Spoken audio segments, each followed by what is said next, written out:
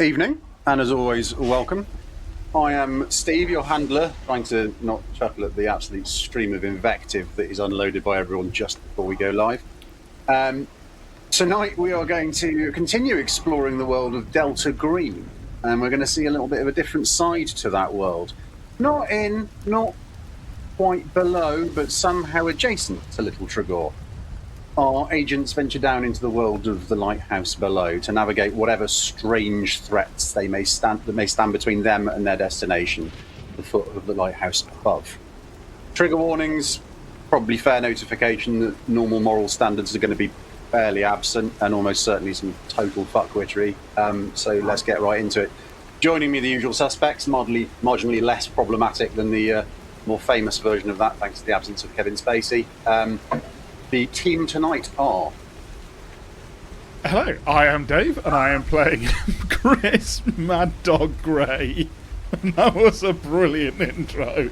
What I like about the intro is you have to be on your toes, because he introduces us really quick, and then Dave's like, shit, I got press a button! And then bring us all in. And I am Danny, and I will be playing Charles Chuck Jenkins. Good stuff. Hello, folks. I am Matt. I am playing Simon Spork Sutton. What is up, everybody? I am Bodhi, and I am playing, everybody's favorite Mike Blades Hunt. And I'm looking forward to diving into some... Well, I don't want to dive into anything, I'm going to be honest. Not in this town. It's going to be bad. I'm not diving into fucking anything. And if Chat wants to do a sweepstake on who's going to dive first...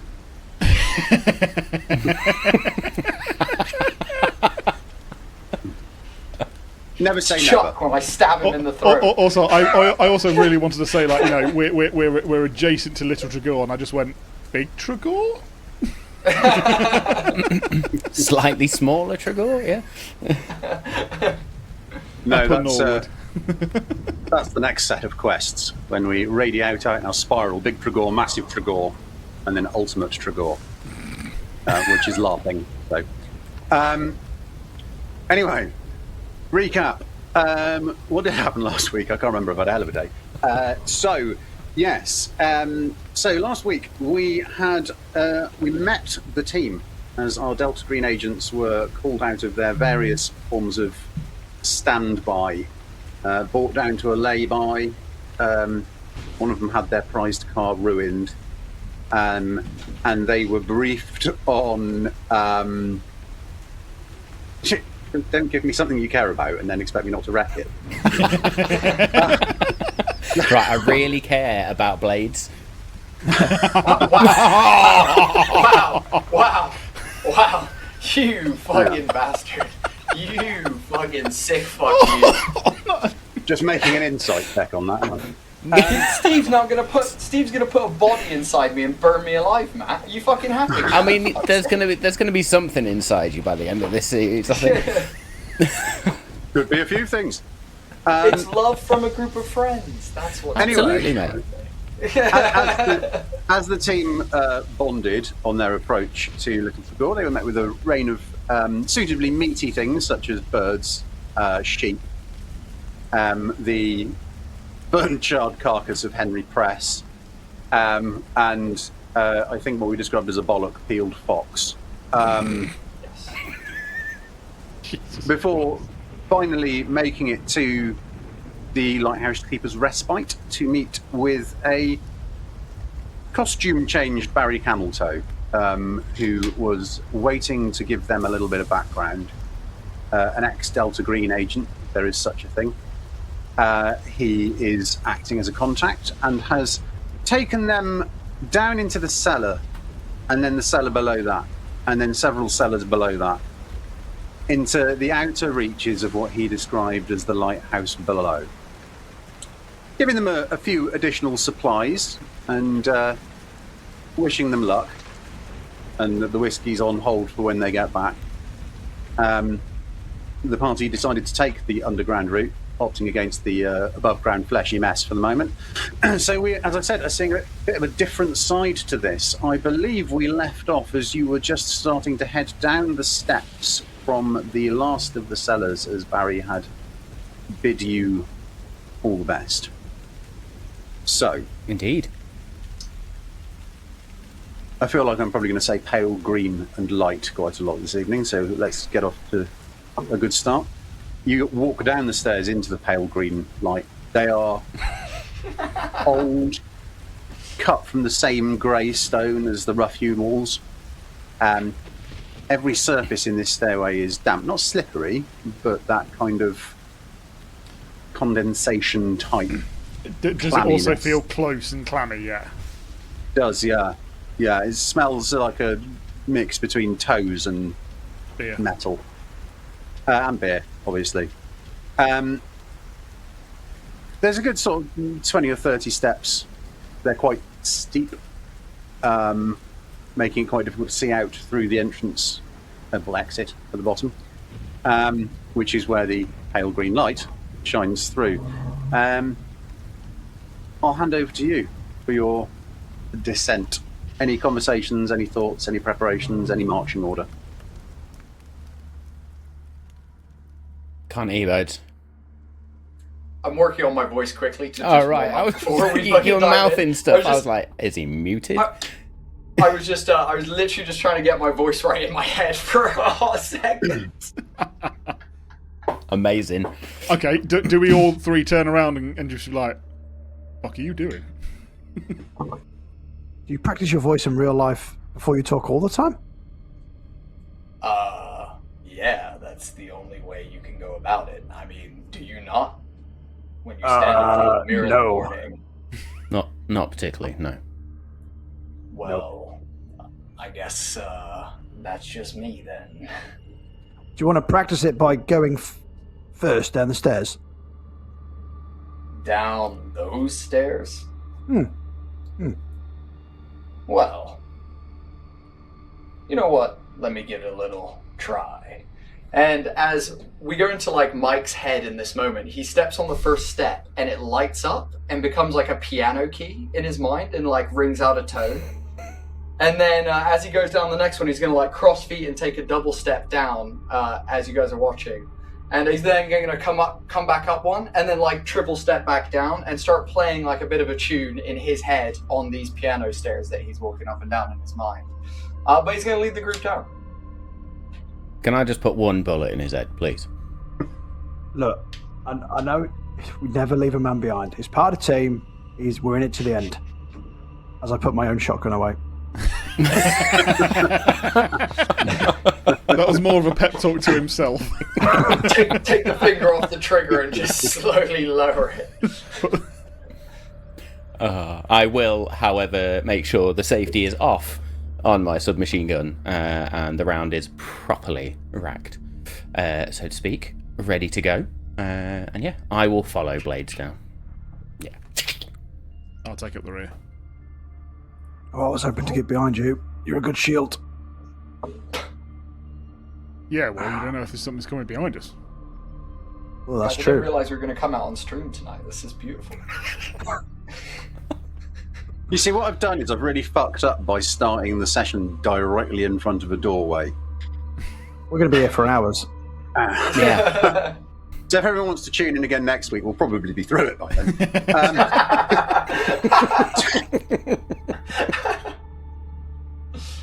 How did you all die? We just topped ourselves because we couldn't We're get in through the an door. old age, standing in front of a door.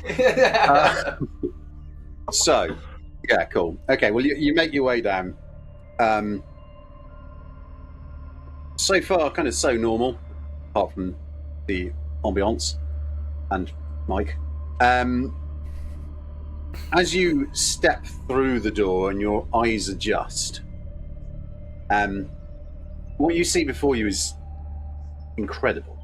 I mean, a vast, truly impossibly enormous void filled with these angular, mottled marble structures.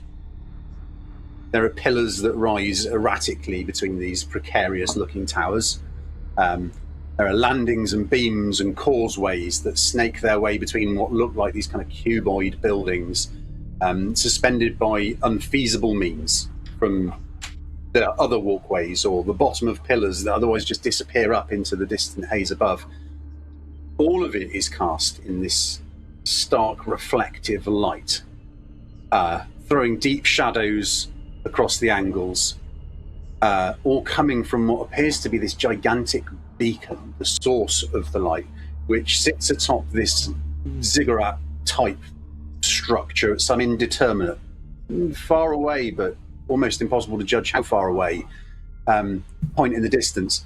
As your eyes acclimatise to all of this, you can just about make out dark shapes moving about the place, some floating and drifting through the air between platforms and walkways, like these kind of bloated, tentacled flies, or these ovoid sacs that are bristling with these spindly, many-jointed limbs. Others are tiny and distant, seemingly humanoid, but sometimes traversing or standing idle on various surfaces, not all of which, from your current vantage point, you would consider to be floor. Impossible, yes, but also remarkable, possessing this overwhelming sense of alien beauty. And because this is Delta Green, we can't have nice things, so this is the sort of beauty which is going to need a sanity roll. Cool. Just before I do that, I'm going to look around and go, you know, Chris, the last time I stared at something this wide, it was your mother's arse. Fuck me, the dwarves are really good at building, aren't they? Wrong TTRPG. They dug too deep. They dug too deep. Too greedy and too deep. Good. What's a 10 and a 0? 10. 100. No. Which is why I all asked. the numbers are numbers. Yeah, 10. Fucking hell. 1,000. All the noughts is 100. I'm going to Yeah, go with 10. it's 10. Great. It's Yeah, it's 10. I got a 28. Which is a success. What was that, Danny? 63, which is 13 above my 50. Oh, And I haven't got enough willpower to knock it down either, so off to a good start. I rolled Mike? 63 over 60. So can I spend willpower to knock that down? Is that how that works? I believe so. yes. And if you Hey, can't, mechanic. Okay. you can tonight. Thank you, GM. That's why you're the best. I love you. More of That that. and the fact that I really should have learnt the rules better, but they're there to tell a story. So, yeah, okay. So anybody who failed takes 3 points of sun damage. Everybody else Right. takes 1. The willpower can only temporarily break the insanity until the immediate tactical danger is past, and there isn't really any immediate tactical danger, so we probably just take it, Bodes. Yep. Oh, cool. Oh, What? so- Well, that's true, yeah. You're not really powering through anything. That is fair. I was going to say. So, no, And Okay, it's not sorry. really a violent situation either, is it? Oh, yeah. I do make the rules, but at the same time, I don't make the rules. So, yeah, that seems like a reasonably consistent way of approaching it. Cool. So that's 3 to those who failed, 1 to those who passed. This goes on almost like forever, as far as you can tell. Up, down, and like every direction you look in, you can't see anything that looks like an actual wall. Things disappear off into this haze in the distance. So Chris is just going to, like, not necessarily say to the group, but kind of maybe just say out loud, "How the fucking hell are we meant to know where to go?" And then goes, "Oh, fucking hell!" And then looks for that shell. Pretty sure there was a film that came out about 10 years ago where some weird guy with long hair was walking around walkways like this shit. It just reminds me of a game I played on the Sega Mega Drive. You mean this shell? Yeah. You're the compass man. How do you do it? I will grab hold of it, and I think it was that it would point itself in the direction. Yes, it does. So, unsurprisingly, as you've just walked out of a doorway into this space, it kind of points forwards, Helpful. which is convenient because you can only really see one clear exit from the landing that you've come out onto. All right, lads, follow And me. as you look around, you realise that there's only about maybe 5 metres of wall either side of the door you've come out of, if that. Okay. And it's just part of another one of these huge mottled. They're kind of like grayscale, mottled grayscale marble. Just one of those cubes with you've come out through a door into that, and if you look around, it doesn't appear to be connected to anything. There is clearly no continuity back up to where you had come from by any normal means. I presume this is quite a, for want of a better word, clean place. There is no rubble. There is no stones around. Absolutely, yeah. Very, very clean and geometric. But not it says it points forwards. Does it just platform ends, or is there stairs? No, so ahead of you, there's what looks like a long causeway, really. It's made of the same thing as everything else that you can see. It looks like it's about 2 meters wide. Looks like it's probably about 2 meters thick. And it extends into the distance where it connects with a cluster of other kind of cube-like structures that are on this implausibly thin, jagged pillar that rises out from below, kind of almost curving around other objects. There's no way that this thing should support any weight whatsoever, but there it is, rock solid, right in front of you. This might sound crazy when I say it out loud.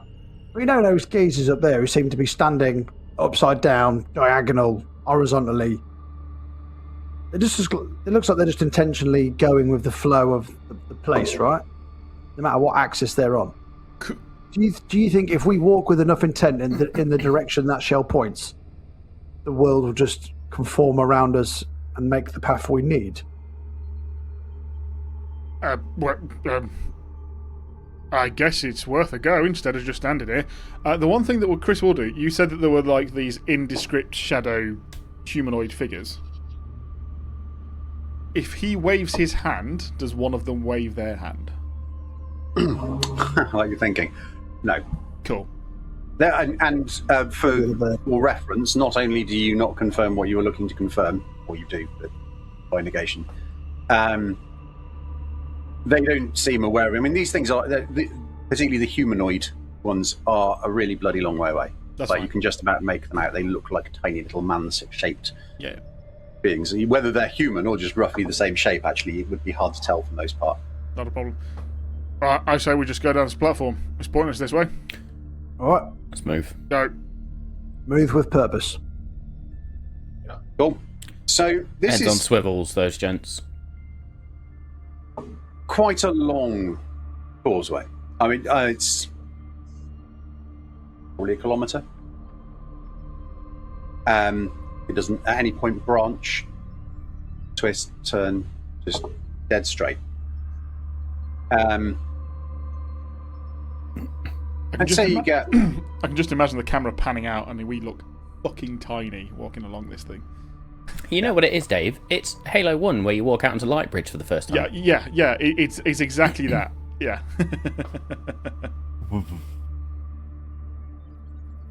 Cool. Well, anyone who knows that reference, that's apparently what it looks like. Comes out in what? I 2 knew you were weeks? going to do the description for me as well. I wouldn't have bothered making any notes. That's cool. So, okay, yeah. So, I mean, it's you know, I know the kind of thing is like Bifrost and all of that. That kind of like just really long, unnaturally clean. You probably get about 500 meters along the causeway. How are you traveling? On foot. Mad Dog first. I imagine we're probably going fairly carefully. Fairly decent spacing as well, I hope. Yeah.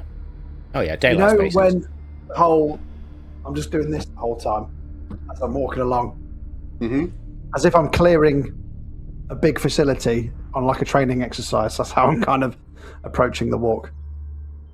Okay, cool. So in that case, although Chuck, you, I'm sure you've learned from last week. Check your 6, and Yes. you catch some sort of motion on the walkway at about, well, not about, exactly, actually, ground level. Can you make an alertness roll, please? I needed a 60. It's one of my best ones, and I got an 80. Oh. 80. We Just suck movement. at D100 systems. My dice do. Yeah. Okay. Yeah. So, kind of peering at it for a good sort of few moments. What would you do? We have company. As I point my gun in the direction they need to look. Mad Dog would turn around, but then realise he's at the front again, so he actually then just raises his weapon to the front. Okay. I'll spin round. Can you make an alertness check? Yeah. I assume we're continuing to move while this is happening. We're not stood still. We are like backing up now with Dave at the front, kind of thing, right? We're not stood still. 26. 26. You also see movement at ground level, but you realise it's not just at ground level, it is ground level. And glancing over your shoulder back in the direction that Chuck had alerted you to, you see the same there. The ends of the walkway appear to be peeling away in these kind of like snake-like extrusions and folding in on themselves as the amount of causeway that you have heads towards you from either direction. Causeway's disappearing. It's shrinking. It's shrinking. Oh, Guys, it's not a who, it's a what. Oh. is there any areas that I can see that we would be able to jump to on the sides? Not unless you've got a jumping distance of somewhere around quarter of a mile. I'll go for it. No. I'll roll for it, yeah. How wide did you say the walkway was? 2 meters wide. Can I look over the side, see if there's anything for us to sort of look down the sides? Or get to there? Yeah, you can. So the side looks exactly like the top. Perfectly flat, 2 meter wide. Same marble. Does it also look like it's shrinking? Yeah, they're quite clearly the whole walkway in 3D is folding itself inwards from the ends. Well, but if we just run the direction it's pointing and jump at the end? Where's the cone pointing us? Same direction as it was. I'll say trust the cone. Right, let's go. Let's run. Is there anything below us, Steve, that we can see, like in terms of like lower platforms or a like base floor to this place? Or does it seem to just transcend downwards for as far as we can see into blackness? Correct. Can Fuck. I do? There's maybe a history roll, which is going to be absolutely dog shit, but you can tell me if it's a better one. What did Baz tell us? He reminded us, I think it was to not trust anything we Music. saw. I believe it's fairly recent, so I don't think I make a history roll, and this is more of a people problem than the character one. So he reminded you. So he warned you. Don't assume that the usual rules that you are used to following apply. And if you hear music, you're going the wrong way. Okay. Well, we don't hear music. So there's like, if everyone else is walking on different platforms, is there anything that is like anything that is a platform, even if it's like horizontal plane, a vertical plane that we wouldn't normally be able to walk on anywhere near us, like above, below, anything? Well, it's the sides of the thing that you're on, but nothing anywhere within obvious reach. Okay, I'm gonna try something, guys. Love you all. Love you guys. Bye. I'm gonna try something. I'm gonna try something crazy. Can I like take my foot and try and place it like onto the, off the side onto the side, and see whether like it like gravities my foot there, almost like I'm doing like a squat on the corner of this thing. Yeah. You'd say it with more confidence. As you do it, you feel a kind of very uncomfortable strain at your shin as your leg bone's trying to orientate itself according to 2 gravitational planes. Yes, beautiful, beautiful. I will then be like, guys, 1 sec. I'm gonna just step off entirely and try and be like on the vertical plane of the platform. Yeah, that's great, mate, but the thing's still fucking shrinking. I will then do the same thing but go underneath. Is there any change now that I've like changed perspective? Is the platform disappearing still from underneath? As you step over onto the what was previously underside, you are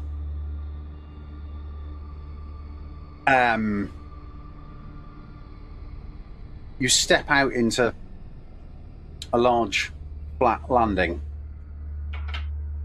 that has a door not dissimilar to the one you came through, but much larger. The floor here doesn't seem to be changing shape, size, or extent.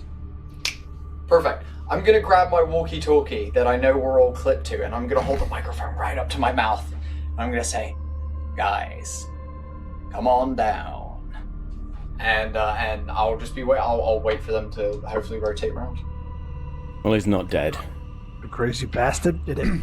I'll do that really stupid thing where I like walk up and then just kind of like the penguin and just like walk and stand and then do the same again. Just walk and stand. Nice. This image of you going to do it.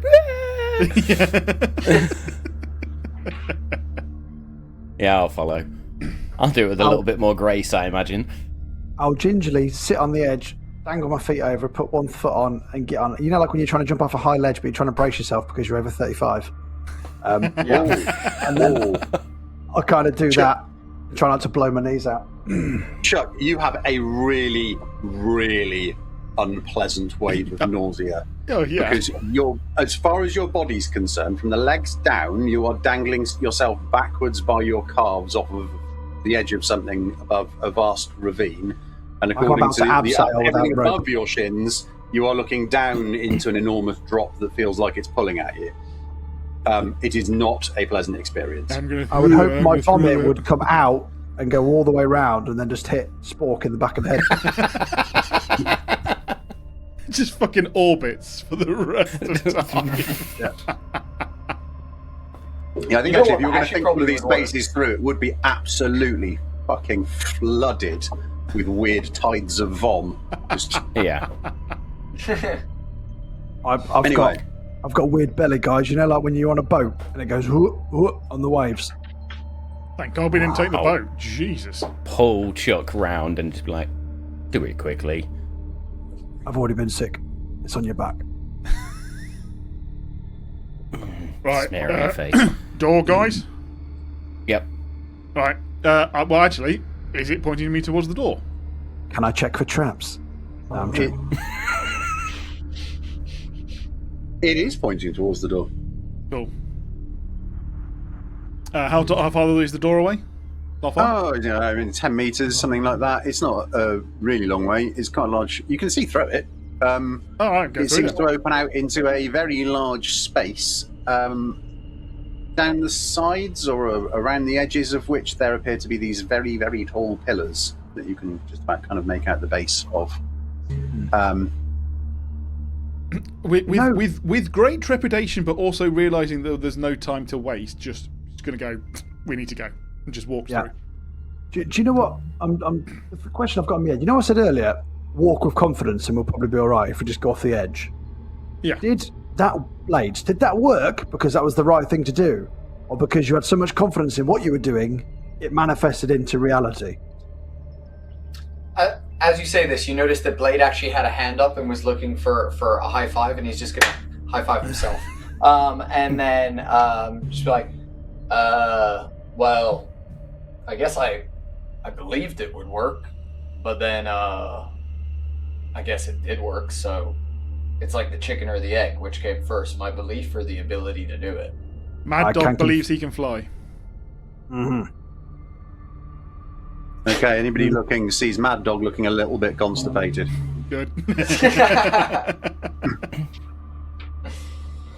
But And then slightly disappointed. Honestly, Chuck, I have no idea. I just remember what that guy Moose Knuckle said. Whatever his name was. He mentioned that something about the rules of gravity equal propulsion mc squared, something like that. Fucking nailed anyway, let's door. Yeah, Spork's professional. He's gonna walk after Mad Dog, and if we're in a big sort of hallway with pillars, he is looking everywhere for any sight of movement. How big is this shell, by the way? Is it can like fit in one hand? 60 cup it in foot. a No, it's boob? where's the camera? Okay, fine. I do that on couple camera inches quite a ago. lot, by the way. Show a gaping hole. Steve's OnlyFans, by the way. Steve invented Chatterbait, everyone. Just so you know. Invented and won. So you step through this large archway. The room beyond is enormous, like hundreds of meters on a side. All, again, cut from the same marble-like material as everything else that you've seen. Around the edge of the floor, and the edge of the walls, and the edge of the ceiling, towering spiral staircases rise, disappearing into openings where they meet their own respective ceiling. When viewed as a whole, it's clear that they should be intersecting one another. But when you focus on any single one of them, you can follow its unbroken transit from one surface to the next. All of the others then sort of fade into a kind of backdrop, not where they seem to have been when viewed from the room kind of as a whole. Oddly more eye-catching than that. In the centre of the wide floor, and each wall and the ceiling, is a central ornate pillar covered in kind of bas-relief carvings and etched engravings. And from this distance, not only is it hard to make out any of the detail, but it's almost as if your eye is constantly drawn away from it, even when you're looking straight at it. It just constantly seems like it's trying to occupy your peripheral vision. At best you could guess, it's about 50 meters high and 10 meters wide with a square base. Looks like it's probably 150 meters from where you've come in. I think I think preferred if homicidal my- sheep. If my eyes are being naturally drawn away from this pillar, I've been part of the firm for a while. I'm going to take out that Kodak camera, wind it on, but look away and take the picture. Nice. We'll never know what it is because we will never get it. We'll never developed. know because we're never going to survive, but at least there'll be some That's fucking such a good evidence somewhere. point. It's literally the most useless. For fuck's sake, you took a photo for fucking someone to find our bodies. Jesus. Oh, There's an that's so awkward funny, man. moment That's as you hear the scrolling of the Kodak camera. Where's the shell pointing? I think we'll just stop thinking and just follow the cone. Yep, I'm with Yeah. him. I'm getting a fucking headache in here. Pointing straight towards the pillar in the middle. Right. Of course it Let's fucking do it. is. I'll walk and just keep. If I can't look at it, I'll just walk at it, even if I can't look at it. Mad Dog does that thing where if you're trying to see the the hidden message in an image, one of those whatever, not hologram images, but the illusory images, and just kind of when you unfocus your eyes, does that help? Does it mean that it like comes into focus or something? Mad Dog walks into a wall. No. You've If I definitely. do the Donald Trump squint, does it help? That's sleeping. Who's moving first?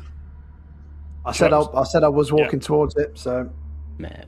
You... Yeah, so it's probably 150, 200 meters away. You take exactly 3 steps and then stop as it is almost within touching distance. Oh God, it's right there. I think my depth perception's a bit off. I don't think it's your depth perception. I think it's this fucking place. I'm going to touch it. What's everybody else? Of course you are. Well, can you wait until we're off stream? What? Is everybody else following? Yeah. I will, but I'm going to then take a knee and just look in a direction and start scanning a particular axis. Not that axes mean anything in this particular place. Yeah, of note, the stairways now look quite a lot further away, as does the doorway that you came through. That's a bit fucking trippy. I'm not convinced our bullets are going to make it where we think they're going to go. That's what knives are for, blades? Can Mad Dog look at his tactical? Say tactical. It's just it's a tactical funky wristwatch. Look at the time and then walk back 3 steps and see if it's like changed significantly. Yeah, sure. You nothing happens to your watch. Okay. You walk about 3 steps away from the pillar and turn around, and it looks like it's probably about 3 steps further away than it was when you started walking. Just walks back to the group. I think Mike Blades is. You just see him like smiling, just like the biggest smile, as like finally he feels like he's in a place that gets him. Like this place. How did I know you were going to say that? This place is like, it's perfection. Like everything is weird, it's different, unique. He takes a step forward, things change distances, and he's like, oh. He's like, I've always wanted this in my entire life. He's like, it's like some of his best heroin trips that he's done, when he's been out on the streets in between these missions and stuff. Like, he's just in pure bliss as he's kind of like lackadaisically walking around, just like taking it in, like, wow. And the irony of Chuck thinking, do I need to worry about him as I'm touching a strange object in the middle of a room? Yeah. So as you touch it, it's not 5 meters wide and 10 meters wide and 50 meters tall. It's probably 1.5 meters wide and thousands of meters tall. Oh, did I break The it? strange peripheral vision effect stops, and the surface becomes a lot clearer to the eye. Make me pick a check. What are you looking to do? If it's got engravings and stuff on it, can I try and decipher them? Is it like pictorial hieroglyphics type stuff? Is it any form of language, or does it tell a story in any way? You are here. It's like a shopping centre map. Yes. It's covered in 21st floor, symbols men's and pictograms and what seem like fragments of various languages. As you're looking at them, the shadows within the engravings or cast by these kind of like bas reliefs seem exaggerated. You feel like you're looking at a far larger object from a much greater distance. They seem like they are shadows into really deep ravines, not the small cracks around a fingertip deep carving.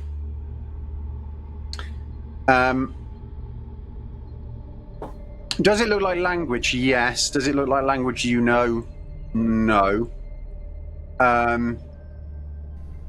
You sort of trace the surface with your fingers, kind of as much feeling as seeing this message, information, warning, welcome. You don't know. There's definitely meaning in there.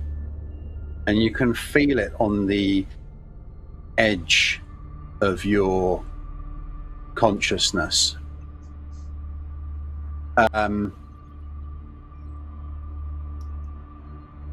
You become kind of drawn to one particular sentence would be far too mundane, but it's the closest you can get. The shapes and symbols and pictures and what might be letters don't follow straight lines. They track. You just have a sense of where the next one is, and they cross the corners of this thing. It's one huge message, one huge screed. The engravings stop at probably about a little bit above your waist height, where it's just bare marble. But from there up, it's just as far as you can see. Laurel Gibson. What would you like to do? How would you like to examine this? It's a language I don't know, but I get the sense I might know what it means. And your head upside down. But you said it also feels like the crevices get deep. Do I get the sense that actually, given the weird perspectives here, I could get in it?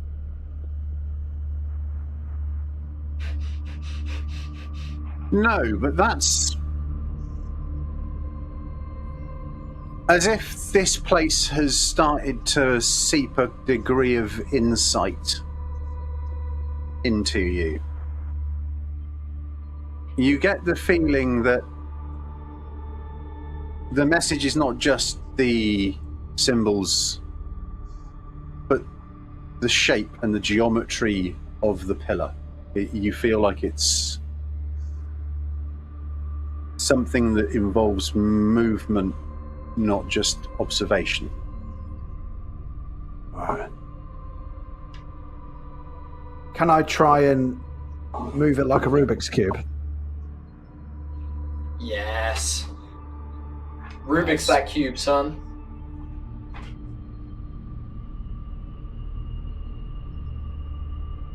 Make me an occult check. Oh dear. Remember, I've never done above a level 5. Oh, mate, I needed to get below a 10, and I got a 13. That's not bad, but it's still a fail. We can't push in this one, can we? No, but I can do a 50-50 luck. If Do it. Steve allows it, Do it. where it could get good Do or it. get really bad. Do it. Do it. Do it. Would you reckon, Strike him Steve? down. 49. Oh! Oh! Oh, my bum. My bum's twitching. Fucking hell. That counts as a success, though, yeah? Yeah, it's below 50. Yeah. Fucking hell. Sorry, apologies to the viewers. The sunlight will hopefully stop reflecting directly off of the glass behind me in a minute. I thought it was Sponsored just by an Michael added Bay. effect of where we're at in this plane. Yeah. It's, You can make it it's green. the cosmic horrors. live on location. Upside So, down. Chuck, you, for a moment, you're like, no, this doesn't make, like, I don't even know where to start. And then another wave of that insight. While I'm talking, if you could make a sanity check, that'd be splendid. Oof. Your fingers trace the surface of this pillar, and you lose all awareness of the space around you. You follow this pattern around the corner and trace it up and down and back on itself, and again further around to the other side. And you carry on this way.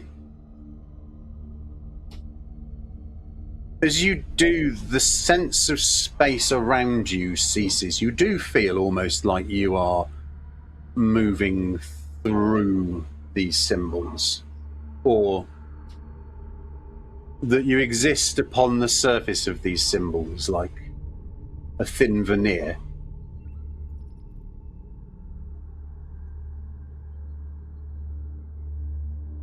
Your head definitely hurts.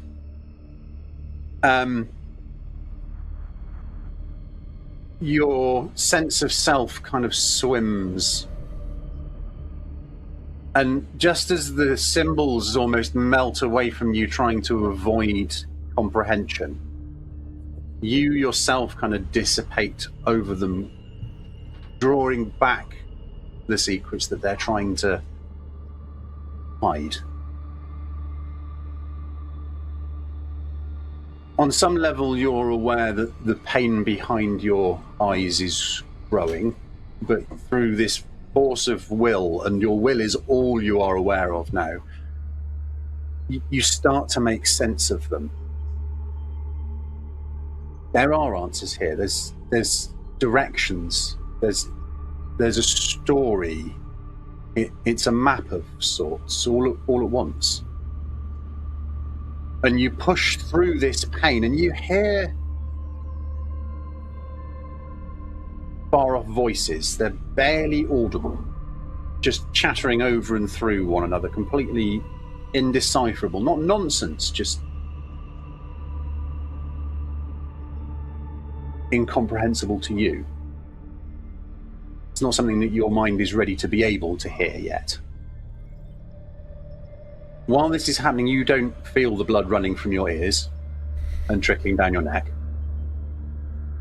But as it does, the symbols resolve into a pattern. Writing, not English, not any other language you know, but writing that you can read or understand. And as comprehension dawns, the cacophony of the voices speak out this message. That is not dead which can eternal lie, and with strange aeons even death may die. And those who wake from dreamers' court lay bare illusion that blind God wrought. This is now something that you both know and do not know. A truth profound and terrifying and completely lost upon you. You can find your mind trying to grapple it into shape, but you can't. You feel yourself kind of falling and snapping back into the space around you.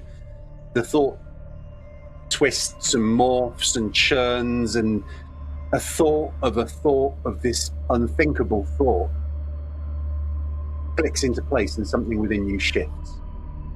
You know which staircase you seek. It has cost you. It may cost you yet more to come. The world around you is silent, and only the faded ramblings of those voices stay with you. So what was your sound roll? So I got a 35 and I needed to get below 47.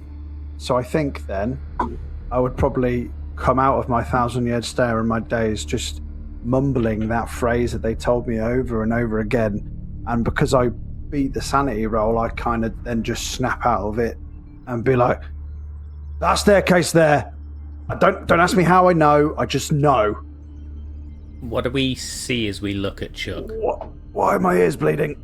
What the fuck did you do to me? You still take 4 san. Oh, as God. you have just King hell. delved through places that mortal minds are not in any way equipped for. I'd just like to point out, I was also going to say that the description you gave was going to make my nose bleed, and then you said that Chuck's ears were bleeding, and I was like, yep, tracks. So, what you all see is Chuck kind of stumbling to his knees, his hand trailing away from this thing, and looking up and saying a little too loud this phrase that to you just sounds like nonsense. And announcing that he knows which stairway it is that you need to go to. He has blood running down from both of his ears. Chuck, you okay, man? Chuck, you can't hear anything. People are moving their lips, but... However...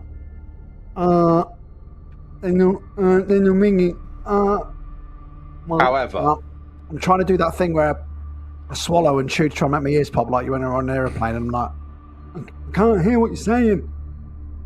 However, as they speak, you see rippling colours wash over them. He's got synesthesia, or whatever the fuck it is. Brilliant, yeah. I can see sounds. You Did he just say you can see sounds? Yeah, you did. have No, you did. a general impression of what people's current emotional state and intentions are communicated to you turned into a through walking these mood ring. translucent, rippling, opal-like colours that you just inherently know what they mean. You can't hear what comes out of people, but you can see what's happening inside of them. What the fuck is happening? So, inside Blade? what's the instant read I get off each one? So Mad Dog is concerned. Yep. Spork seems to have a degree of concern and confusion. Blades is like completely at peace. All I can see is going loco down in Acapulco. He's playing in his head as he's fucking having a wonderful time. Literally. It's not unusual to be loved by anyone. Yeah. I think I'd also say there's probably a level of concern from Spork as well. You pick Yeah, up by on all that. means, please, from now on, if you are communicating with Chuck, or if Chuck in any way expresses an interest, an honest appraisal of what your current thoughts and intents are. I will take out a field bandage and just sort of unravel it, and rather than wrap his head, I'm going to wipe away first, and then look at him as like, ears fucked. Yep. Right, and then I'll wrap his ears. Well, I mean, we are all military, so literally every single one of us would know BSL. It's literally taught to all military Well, people so that they can It's not communicate with each BSL, other. it's some form of communication that you can use. That It's the as sign language Mr. Tumble does, isn't it? Essentially. Like Makaton stuff. Yeah. Yeah, And just something to be aware of, BSL because is I've lost one-handed 7 as sand well. already today.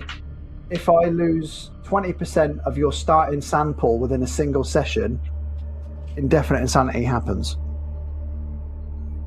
How far there off is yet? that? So if I started with 50 today, and I've lost 7, Another 3 to go. Three to go. another 3 to go. Fuck. I thought I'm worried about losing 5 in one go. No, if I just lose 10 in today's session, I'm indefinitely insane.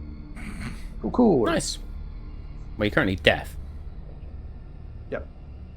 What would So, you like to do? The staircase. I can't hear you, but we can communicate. Yeah, so I do Symbols, right? the okay, and then we're like, Lower the volume. You're shouting. The concern is turned into discontent, I can see. Okay. Still concerned, but it's more now concerned for what can hear you shouting. I'll probably grab the shell back off him, and then I'll start walking towards that staircase. And because I can't hear, you know when they're trying to be quiet in the military and the hands on the shoulders so they can tap each You other? beat me to it by 4 seconds. I was going to Come on. say I'll put your hand on my shoulder Do that. and then begin to lead you or get you to lead me, or either way, just that sort of thing. Cool. So, it takes a lot longer to reach the staircase than it did to reach the pillar. Despite visually being probably about the same distance, maybe a bit further. It said they did seem further away, but not like this far. You walk for nearly an hour before you get to the bottom of this staircase. The steps spiraling up, looming over you. There is no handrail. There is no wall. There are simply stairs wending their way around a narrow central column until they disappear into a dark gap in the ceiling hundreds of meters above. If I can see almost like the sounds coming off these guys when they talk and their true intent, does that mean I can get that from vibrations in the air elsewhere? Or is it only these guys I can get a vibe check on? Do I have a spidey sense? You essentially? don't currently have any other points of reference. Okay. That's a good sign then, I suppose. If I can't see anything coming off of anything, it means there's nothing there. I'll take us to the top of the stairs. Okay. You Move, chuck in front, I'll have my hand on his shoulder. You begin to climb. As I said, no handrail, nothing. Fortunately, no wind either. I was going to say, my mouth was open and everything. I don't know if anyone's ever gone up a really long staircase, let alone a really long spiral staircase. Yes. Hundreds of meters of unbroken spiral stairs is not kind on the legs. But and also there's definitely like, you know, we stop after like 2 minutes and be like, because it's like proper messing with your head, you're going a bit dizzy, and it's like, right, steady, and then we'll let the blood flow back to the legs, and then we can then carry on, keep walking up. Absolutely, and that's probably every 30 meters or so, I would say. Yeah. Maybe not to start with, but it has a bit of a cumulative effect. I was going to say, because also I have done this in a tower where at least there is an outside wall, so you could just basically lean in either direction, whereas this time it's like lean in one direction only. Yeah. I'm going up on all fours like I used to when I was a kid. I'm not touching your bum while I'm doing this. You can hold on to me back. I might just sit on you and ride. It's at the point where I'm walking, but then I'm using my hands more as I'm getting more tired to get up the stairs as well. Get your rifle sling and attach it to the back of his. I'm just going to hold on to his belt lightly and be sort of walking up, following him. I'll give him the occasional tap when people need to stop. Blades? It's like 2 taps on the lower. I think I would just be very casually walking behind them. This is what normal is meant to feel like, so I would just be very casually doing strolling, fucking kind of handstand looking at the walks. scenery. Like, I imagine, like, chucking one of my knives up in the air and catching it as it kind of, like, changes distances above me and then comes back down, like, you know, making perfect sense. And I'm just enjoying myself. Fuck, man. Like, what a great field trip we got to go on, guys. And so just going along. Probably at one point. Blades was definitely the kid that sniffed glue, wasn't he? Oh yeah, lots of glue. Even the stuff that didn't get you high, he was still sniffing it for no fucking reason. I probably am like, you know, after one of those many stops at, you know, every 30 meters, I'd probably turn around and, like, while I'm catching my breath, I'm like, do you think if we walk down, we'll get to the top quicker? Ooh. Now that's an idea I don't hate. I think anything's possible here. I'm gonna look up and kind of peer out a little bit and look up and go like, because I don't see this thing ending anytime soon. Well, I don't know what you're saying. you are definitely well past the halfway point by now. You are fucking exhausted as you stop for another break from what has turned into the day of all leg days. Your legs are screaming, your feet are cramping, your toes feel like they're probably on the verge of like snapping off from just leaving you at one step after another. You're sitting there when you become aware of something new. There are sounds near you.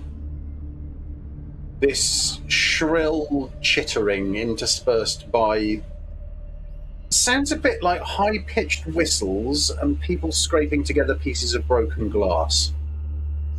Can you hear that? Because I can see it. I'm going to stop doing that voice because I will get cancelled by Give you the thumbs up. We will give you a thumbs up. Do we know which direction it's coming from? Not the direction means fuck all in this place. Yes, sort Well, of. actually, if I can you. if I can see it, I'll be able to see where it's coming from, right? I can see sounds. Well, you can't see the sound, no. Oh, fuck. Oh. In which case, I'll give him a warning. What we've established is the warning tap, which is more like a slight karate chop to the side. And then I'll just get my gun out. Where? So they seem to kind of like quickly swell out from the air around you. I'll have an alertness check from everybody. Sure, yeah. Why not? Yes. Ooh, fucking smash. Success. Smash that, yeah, success. 56 18 under of an a 80. 70. 22 beats a 60. Cool. 100. Got 90 plus 10. That's 100.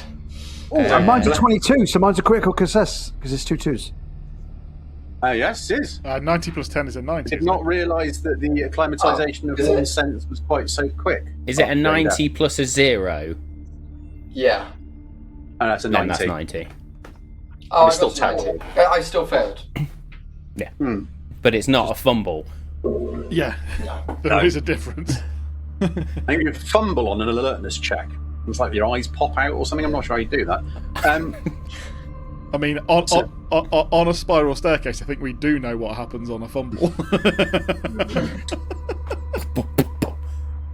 Yes, well, there is a note on my document saying this is not a survivable drop.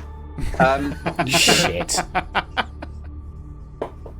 what you think. So what you variously see, but Chuck sees first, and actually this would sort of make sense because your newfound ability to see whatever it is you can see, somewhere between intent and emotion, would probably amplify this. These shapes in the air seem to kind of bend into existence. It's like a mirror falling and breaking, but in reverse. Colourful shards of reality that form these kind of pseudo-avian shapes. And they're like slivers of something impossibly thin rotating into view, into this fractured, fragmented, wavering, flickering form that move towards you. If I can judge intent, do they seem hostile or just inquisitive? Oh. I would say that is probably a check. And I'm going to say because of your fucked up mind superpowers, you get this as extreme advantage, but psychotherapy is probably about the nearest we can get to it. Ooh, a plus 40%. Good. Yeah. That makes it a 50. That makes it a lucky roll then. Oh, And I got another 22. Two 22s in a row. Nice. critical. Critical success. What's the chances of getting 22 twice on 100 on a D100? I don't know, but I'm now not going to absolutely royally fuck you with selective information like I was about to. The the overall sense you get is of a kind of attraction, like almost like a love or an adoration, but it's the adoration of a starving man seeing a meal, or someone freezing to death seeing a fire.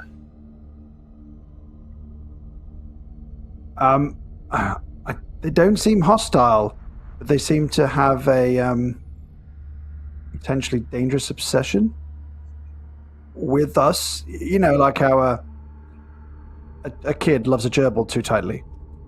At which point I'm going to look at Chuck. How do you know that?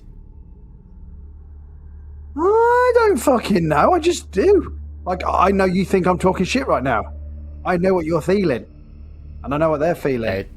You'll And we probably might get a get hint molested. of fear from Spork to you now as well, because you've moved what I would class, or what Spork would class, beyond human.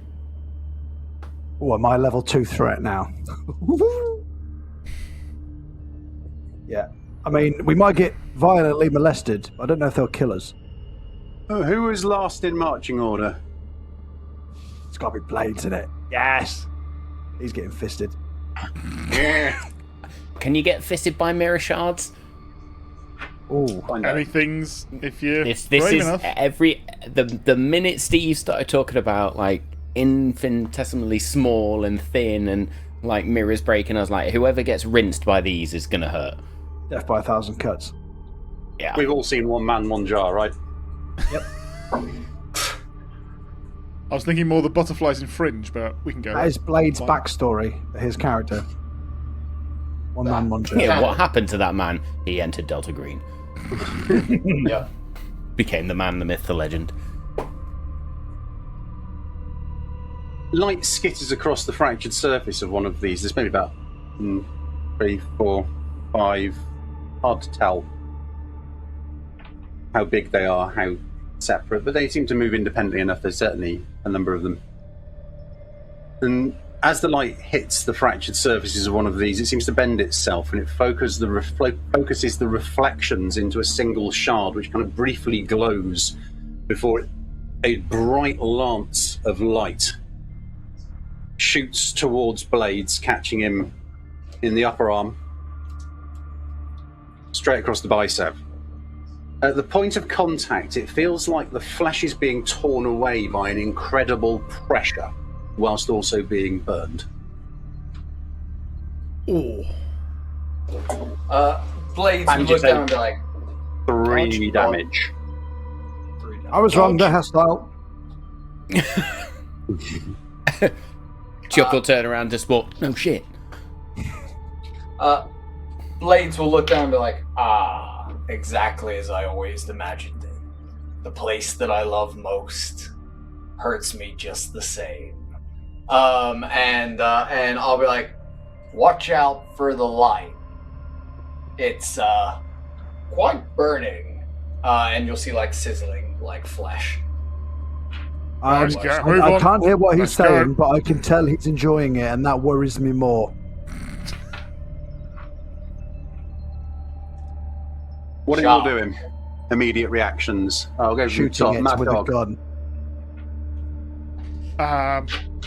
Yeah, I mean, no, well, okay. Well- Yeah. Hang on, sorry, I'm doing this wrong. I mean, I don't know, that's stopped me so far in this whole thing, but We're meant to be you playing have the highest D&D right dexterity. now. What are we doing? Chuck has the highest dexterity, which means he will shotgun it immediately. Once it's seen it's done damage. we're going to just bang back a lager. Yeah. Middle light. Yeah, I'm going to shoot it Yep. with my shotgun. Come on, don't be shit. Come on. Yes. 49 beats 80. Yep. 2, 3, 8.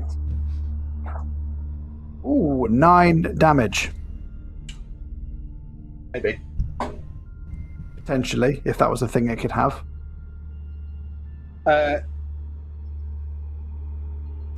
It could have, and it flakes of it shatter away as you hit it. But rather than just falling and flying away, they sort of coalesce into what appears to be a smaller one of these things, a little behind it. I think I made it mad. Move. Go. I think Spork. I've got 15 hang on. decks. What's Blades' is his dex? Hang on, sorry. Blades is- Dex is- is 16. 16, 16, yeah, I right? think So it's it is Chuck, Blades next. Bear in mind, you're on a fairly So- narrow spiral staircase, very high up in marching order. Just as a reminder. So these like artifact, these things that are like shooting light at us, kind of thing. They don't look like a being of any sorts. They're just like, you know, like almost rips in reality that shot light, basically.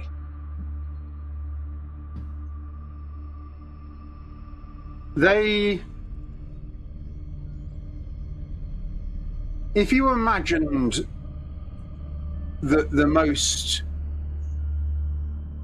colourful, vibrant butterfly you'd ever seen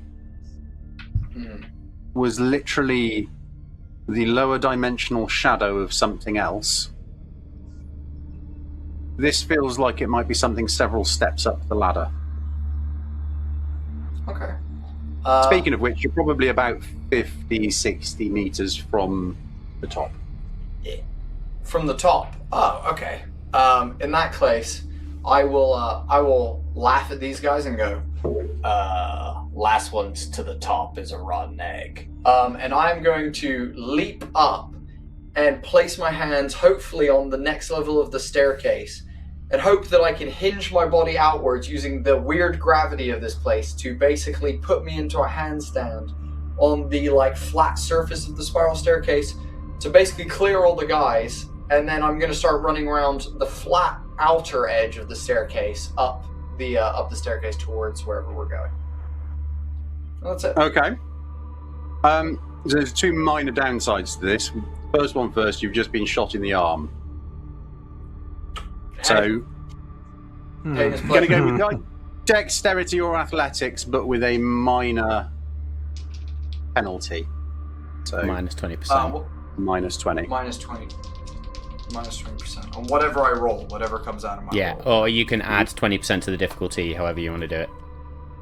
So the number you've got to get has got to be 20% lower now. Yeah. Oh. Hell yeah. That's a 10 and a 0. What is that? 10. That's 10. Beautiful. 10. That's 10. 10 plus the 20, so 30. Yeah, okay. So, the good news is you do manage to just about somehow manage to get your fingers around the edge of the layer above you. It's very marginal, and you have got a solid grip, but only just. On the downside, it doesn't feel like there is any surface, any gravitational variation along the edges. You feel like you could pull yourself up, but you don't feel like you could run along. Perfect. In that case, I will just heave a leg up and then very ungracefully roll myself onto the stair level above where the guys are. Stand up, brush myself off of the exactly clean, pristine marble surface we've been in, and then begin sprinting up the stairs, away from the team. Away, up. Okay. Yeah. Cool. So you've been it. Spork's 15 dex, yeah? Yeah. What, Mad Dog? 11. 11. Okay, yeah, fine. So it will be Spork. Okay, I will look toward where Blades has just fucked off and he's got the right fucking idea, but he could have grabbed his mates first, and at that point I'm going to twat Chuck on the back, on his back, essentially, as if to say, fucking run!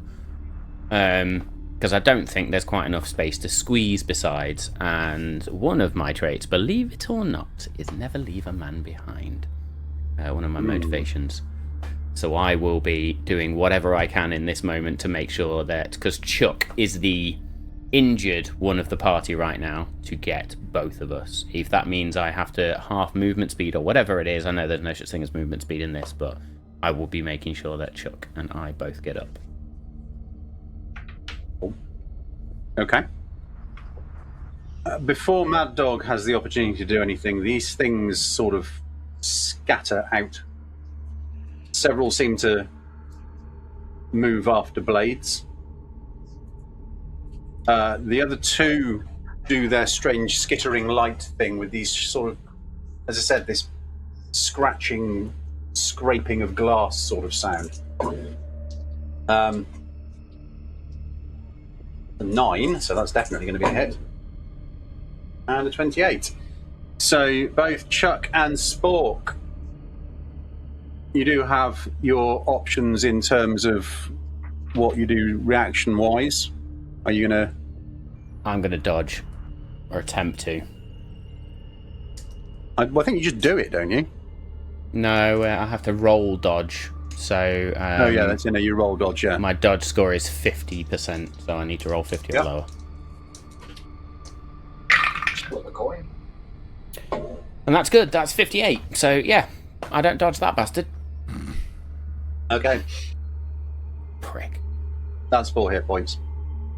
Ooh, 4 hit points. This freezing, searing, weird, like vacuum pressure. It feels like it's trying to kind of like pull a chunk of you away. Chuck, what are you doing? I did roll 48 on dodge. Okay. Actually, would I be Then you able to do. dodge if I suppose I can see them coming, can't I? So yes, I would be able to dodge. Yeah. Yeah. Cool. Of the others,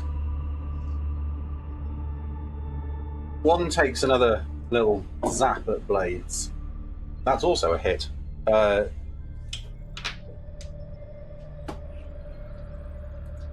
dodge or not to dodge?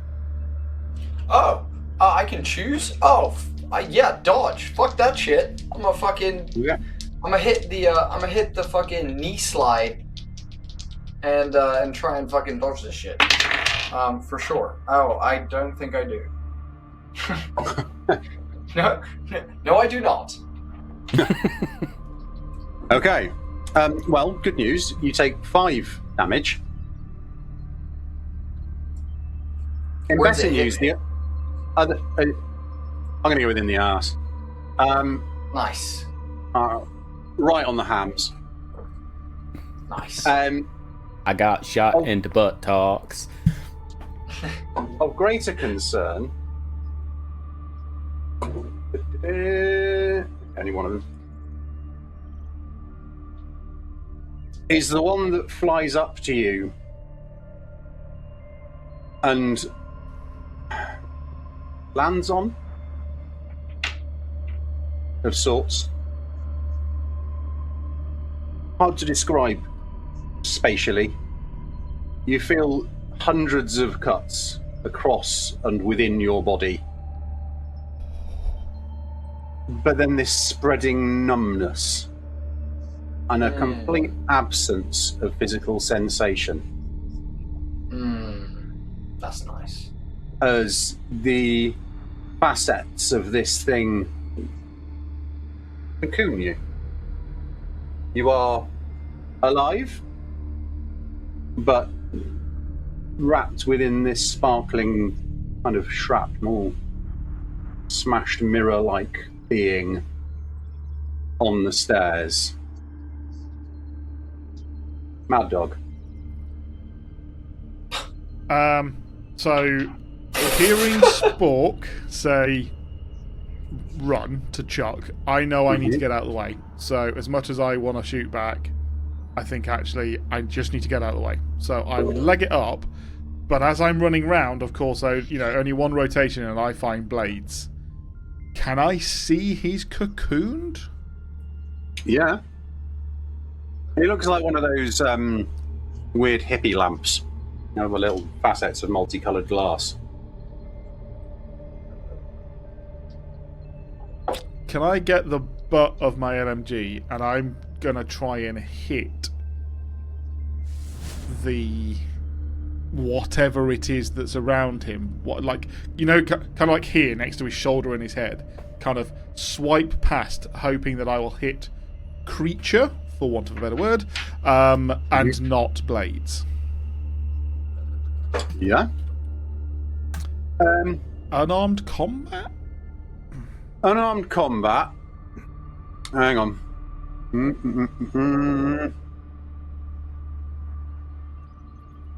And you don't have medicine or surgery. No. So I'm going to say this has got a minor penalty to it. Sure. You don't necessarily have the physiological knowledge to do this with the level of delicacy you might like. Minor is 20% off? Yeah. Yeah. Cool.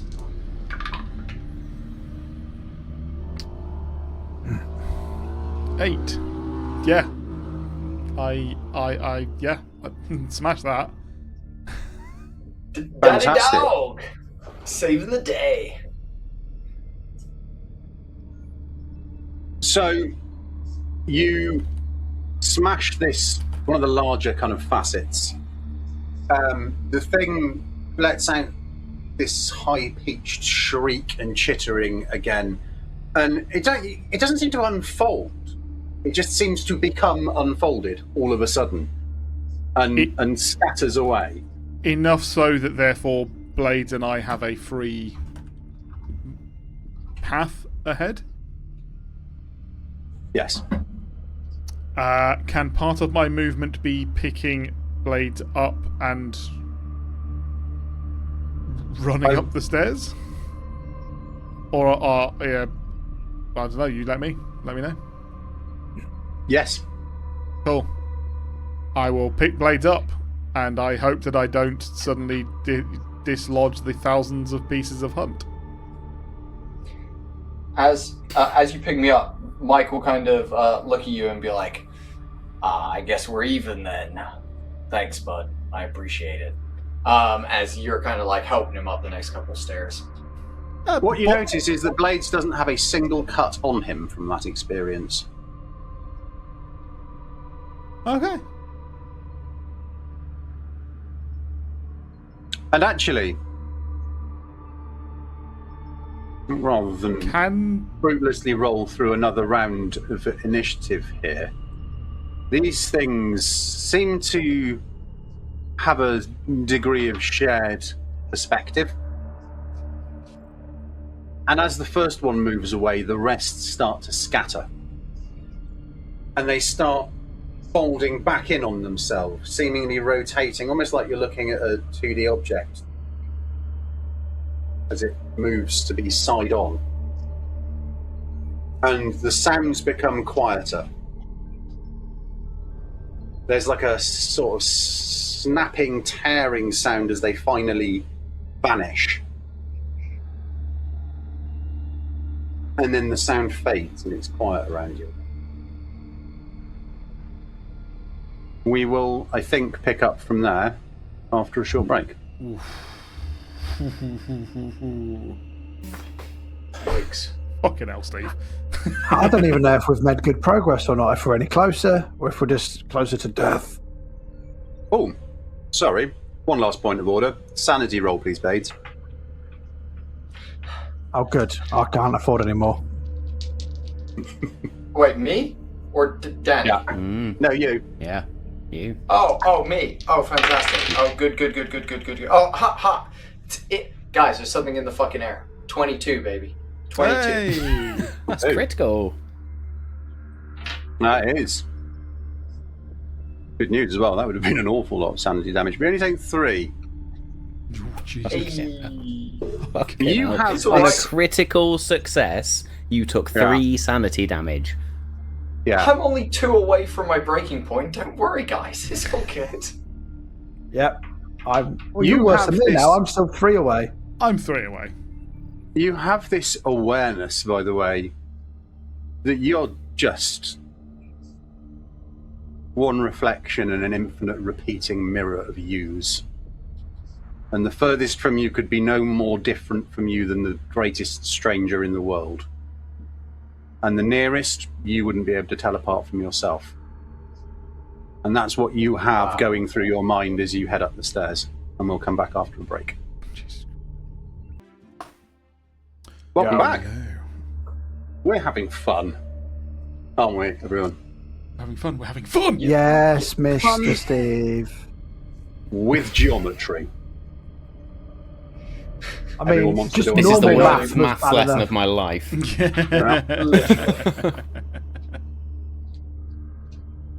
So, on MMU, we will talk about the complex plane projection and complex projective plane. I'm sure that'll be riveting. No, cool. So you move up the stairs as quickly as your absolutely fucking knackered legs can carry you. And Blades. Yeah, Blades, you're definitely feeling an entirely new flavour of existential crisis as what can only be described as some sort of like perpetually echoing sense of meaninglessness starts building in your mind. I love it. Losing your thoughts amongst what initially sound like very similar, but the longer you listen, less and less similar echoes of those thoughts. But you're still on your feet. You all tired. I think at some point, say, Mad Dog, I think, is carrying Blades to the top. Yeah, okay. And then, if you tell us if we get there, that is when he would, fairly unceremoniously drop Blades, and then just full on panting because that took it absolutely out of him. Yeah, your hammies are going to sting tomorrow. Yes. So actually, Blades, the The sharp bump of hitting the floor brings you a little out of your reverie. You're battered, but you're still in the game. You all emerge into a much smaller room, the stairs coming out at the centre. The room is pentagonal. On every other wall, there is a door, for a total of 3 doors. No 2 beside each other. The pale green light streams in from each, and the shadows at the corners of the room dance kind of unnaturally, as if they can't decide where the light should be landing in this space. Where's the shell pointing?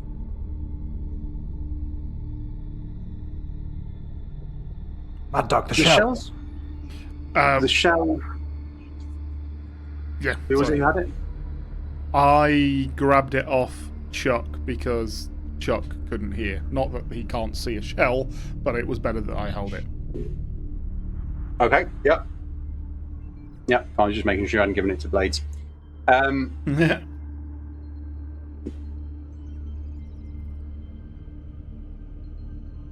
The shell's blank.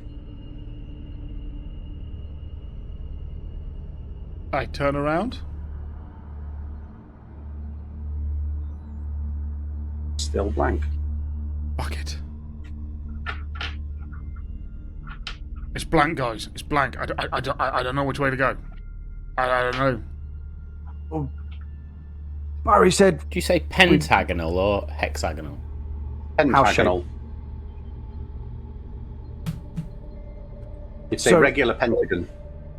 But Barry I said... was trying to figure out how you get 3 doors that aren't next to each other there. Yes. Easy. We'll go for it. No. Anyhow. Oh, no. Don't take me off on a side quest thinking about fucking... Barry said we had to follow the shell, and if the shell doesn't know where to go, we don't know where to go. Hang on. Let me see if I can use the force. And can I up into my newfound vibe check abilities to see if any of the doors seems more appealing? So you really focus.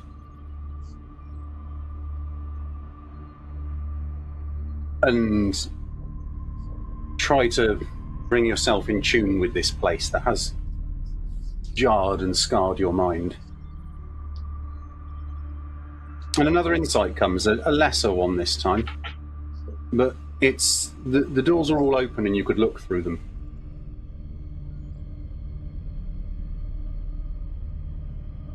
Ooh. Hang on, I'm getting something. And then I'll try and see what I can see through each door. See which one looks like the right path. You don't get any other sense, but these are open archways. Anybody ever remembered Nightmare from the 90s? Oh my God, if they need to bring anything back now, it's that. Right? You know, these are in the same marble, but you know, the very traditional, like, ye olde castle archway. Yeah. Yeah. Shaped like that. They're fairly sizable. They're probably a good 8-9 feet across and 15, 20 foot high. I'll say back. I'll go, which one, Chuck? Oh, fuck. And then I'll, like, point, making sure you can see. Which one? And then you said they all look the same to me now. Yeah, they all look the same. They're all of them. Did you make an alertness check? Happily. Oh, Feels like we're 11. abusing it a bit, but it's appropriate. 11? 11, that's another critical success, isn't it? Because it's a 1-1. That is another critical success. Fantastic. So, the first door that you check.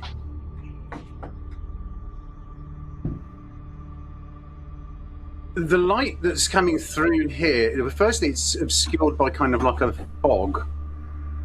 And the light that comes through here, while it's diffused somewhat by the fog, it seems like it's paler than the other 2 doors.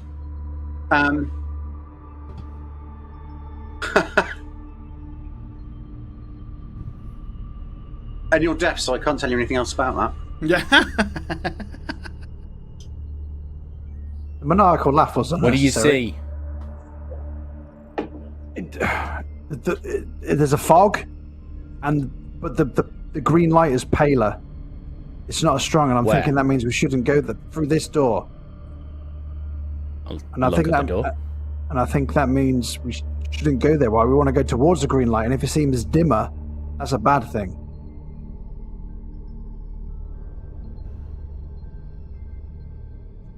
So I think we've discounted If this door. I Would you move agree? slightly closer to that door, what happens? Make an alertness check. Gladly, sir. You hear the galloping hoofs of a six-legged beast coming towards us. I'm gonna have to take a picture. It's 99, isn't it? No, it's worse. Oh. Oh, dear. 100. It is exactly 100 zeros all around. Oh my. Cool. Cool. I fumbled. Yeah, I'm not going to use fucking I mean, luck on a fumble. I literally, feel like it's we need to own the fumble. It's the worst one. It's the worst one. Yeah. You are Steve. You feel something. An impulse. You can't describe it. It passes as soon as you notice it. You hover by that door for a moment.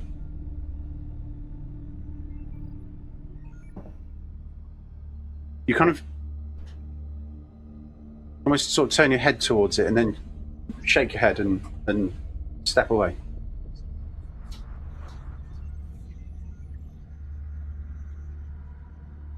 You're staring at me for. Could you make a sound roll, please? Abso-fucking-lutely. Oh. That is a 2. But apparently the only thing that you can actually roll successfully at the moment is sound, so you only Sanity. take 2 points for that. Amazing. Okay. Can Mad Dog try the second door? You can, but hang on. Yep. I think what we probably need to do, let's work out what everyone's doing and then we'll let it unfold. You're Chuck, Spork, you've both gone to the first door. Yep. Yeah. Mad Dog's going to the second door. Blades, what are you doing? I think I'm positioning myself at where the stairs kind of came up, ready to intercept anything that might come up the stairs while these guys do the searching. So there's an interesting challenge there because there aren't any stairs, it's just floor. I will pat the ground. I'll pat the ground and say, "Good boy," and then I will begin making my way. Like, so how many doors are on each side, Steve? Would you say? What's the There's5. count? one door Yeah. on every other face of the pentagon, Yeah. up to a total of 3, none beside each other. Okay. Which, for all so- wants and purposes, is a physical impossibility. Yes. So, I think I will go up to where Mad Dog is, and be like, "What'd you see? Is it rainbows and surprises on the other side of that one?" Before I answer, what do I see?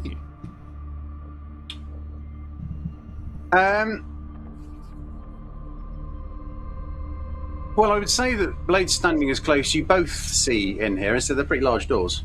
I'm still holding the shell in front of me, even though I know it's not currently guiding us. Yeah. But he hasn't put it down to his side. If that makes any Okay. difference at all. It does not. Cool. Although, I'll let you make an intelligence check. I do one of them. Really hoping it was a key, but never mind. Right, so how do I do an intelligence check? Is it the... Just roll equal to roll- or lower than your intelligence, which is... 50%. Oh dear. I presume I'm rolling under the bigger number, not the 10. Mm-hmm. Yeah, under the bigger number. Bill fucked it up. 89. Nope. No, it's just not working. You look into a pentagonal room with 4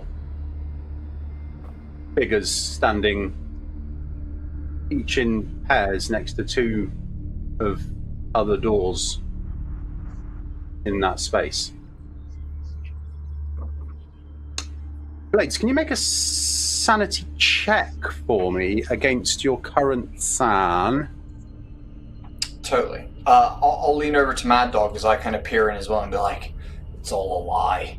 Everything's a reflection. How are we meant to know what's real? And then I'm going to look at Mad Dog for a second as it dawns on me. I don't know if Mad Dog's even real at this point. And I failed my sanity check by 20. That's really interesting. Great for us.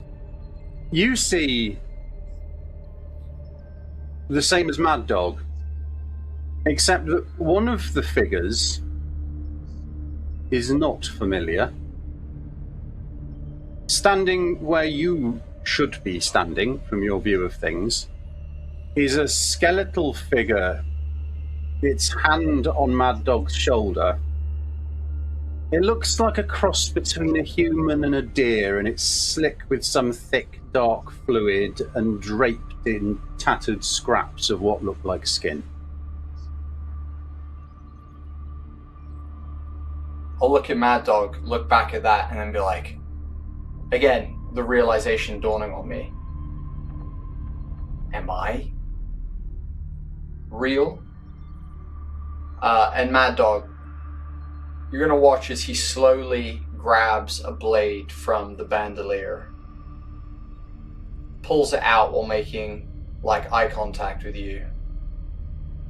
He's going to raise it up. You doing? How much sanity have I lost, Steve? Oh, no, you don't lose any sanity from that check. That was a sanity type insight check. Yeah. As in, are you beyond the pale enough to see what you see? What you see is not familiar, but it is familiar. You're looking Does at the you. figure raise? Does the figure raise up a blade as well in the like reflection of me? Are they like mimicking my movements? No, this skeletal figure turns and looks at you and reaches out a hand. But I'm seeing a repeat of Blades doing exactly what he's doing, which is how I saw him get a blade out, a knife Yes. out. Okay. I'm gonna kind of talk to this reflection and be like, which one can I not trust? Or is it all of them? It kind of curls its finger talons as if something like a beacon, and then it fixes its eye sockets on you and just points at you. I look at Mad Dog and I go, well, look at that. See that over there, Mad Dog? What And are I'm gonna you- point to the wall next to the door. What are you seeing, Blades? I see us. That's a clock right there. You see that clock right there? That clock is telling me that time's up, big buddy. And I've been waiting and waiting and waiting for that clock to finally count down. Fuck are you on about, looks- Blade? Pull yourself together. It looks like it's time. And he's gonna just stab himself in the neck with the blade. And, What? Mad Dog was about to like start to block, thinking that he was gone mad and like was going for him, and then of course it's like, fuck Blades, and he like grabs hold of his neck right in that neck around the knife to try and like, no. So, as you do, Blades looks as if he is being torn apart, but from inside. And within each tear, rather than blood seeping out, there's just this sense of nothing. And as the wounds grow larger, he feels like he is harder to grasp. And like he's kind of folding in through each of these gaping slices down his body, kind of pulling inward and towards. There is a sickening, wet, crunching sound. Blades, you see, for this very, very last moment, the skeletal, part human, part deer, tatter skin draped form step back, withdraw its hand, and the flesh that it has draped itself with seems to grow out over itself. And it now looks exactly like you did, as there is a tiny whimpering exhalation of the last breath within your lungs as you implode. Spork! Chuck! Help! If you'll allow me, Steve, as that like whimper comes out, it comes out as a noise that I'm not sure whether everyone can hear it, but Mad Dog certainly hears it, which is, I always thought I was the hero of the story. Turns out, I was the villain. It sounds like it's coming from like the end of a long corridor with epic reverb. Just Yeah, absolutely, yeah. And the last moment of it is almost literally dampened by this kind of wet, slapping pop. I guess I'm just holding a blade between my fingers. A blade slick with blood. It slips from your fingers and clatters on the floor. You look through the archway. There are 3 figures in a pentagonal room. Can I make a sanity roll? I think I would very have to as well. Strongly recommend it, yes. So I was just looking at Spork's motivations, and 2 have just been threatened by... Well, not even threatened. 2 have just failed. Would you say you would have been aware of what was going on then? Well, I would have Mad shouted Dog early called on. out. Yeah, 100%. Like As this was sort I was of letting you in the describe, but I'm 100% climax, like, yeah. Cool. not only seeing the knife, but also then obviously seeing him like split apart in these mirror slices. Cool. I would have at that point shouted. So, So I think that's a helplessness Chuck, type moment. this is very much over to you, because you couldn't hear any of that, so I don't know whether you would have reacted to... No? Good choice. Jack's just looking through his door, having a Sound great check from time. both of you. A soft penalty to Spork. Yeah, What's a soft penalty? that's Is just it to me, minus mate, 20? not you. Oh, just to you. Spork. Okay. Oh, actually, no, you were holding him. No, to both of you. Right. I was going to say, Well, I fucked that. soft penalty is 20 or 10? 20. 20. I absolutely I fucking rolled a failed. Miserably. 79. Yeah, I massively failed on that. 84. Completely fucking Well, failed. this is going to make the last half an hour of this a lot of fun, because you both take 5 SAN. Absolutely phenomenal. That takes me past my whatever it is, sanity. Your breaking point. I am still above You mine. act- So you get temp insanity, Matt, and you get indefinite insanity. Oh, I've Dave. got lost this session, temporary Your insanity breaking point. risk. Yeah, but I've Yeah. got a new. It's just updated. It's given me a new breaking point. Is that right? Yeah, it will do. Yeah, it's given me a new breaking point, so I'm now 6 away from that.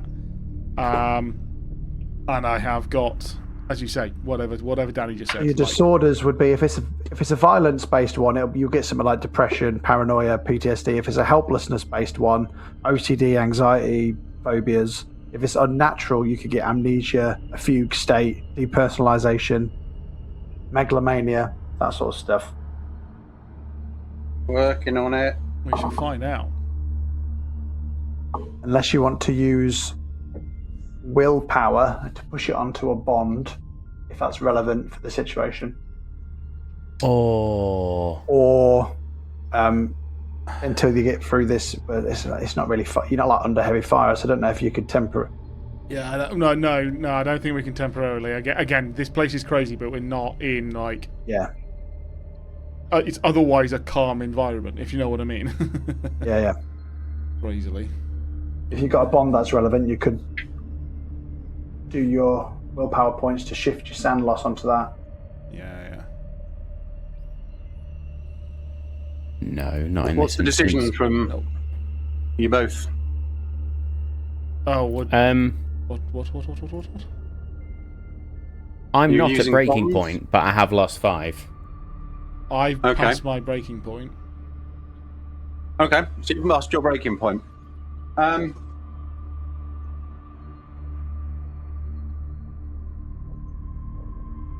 I would say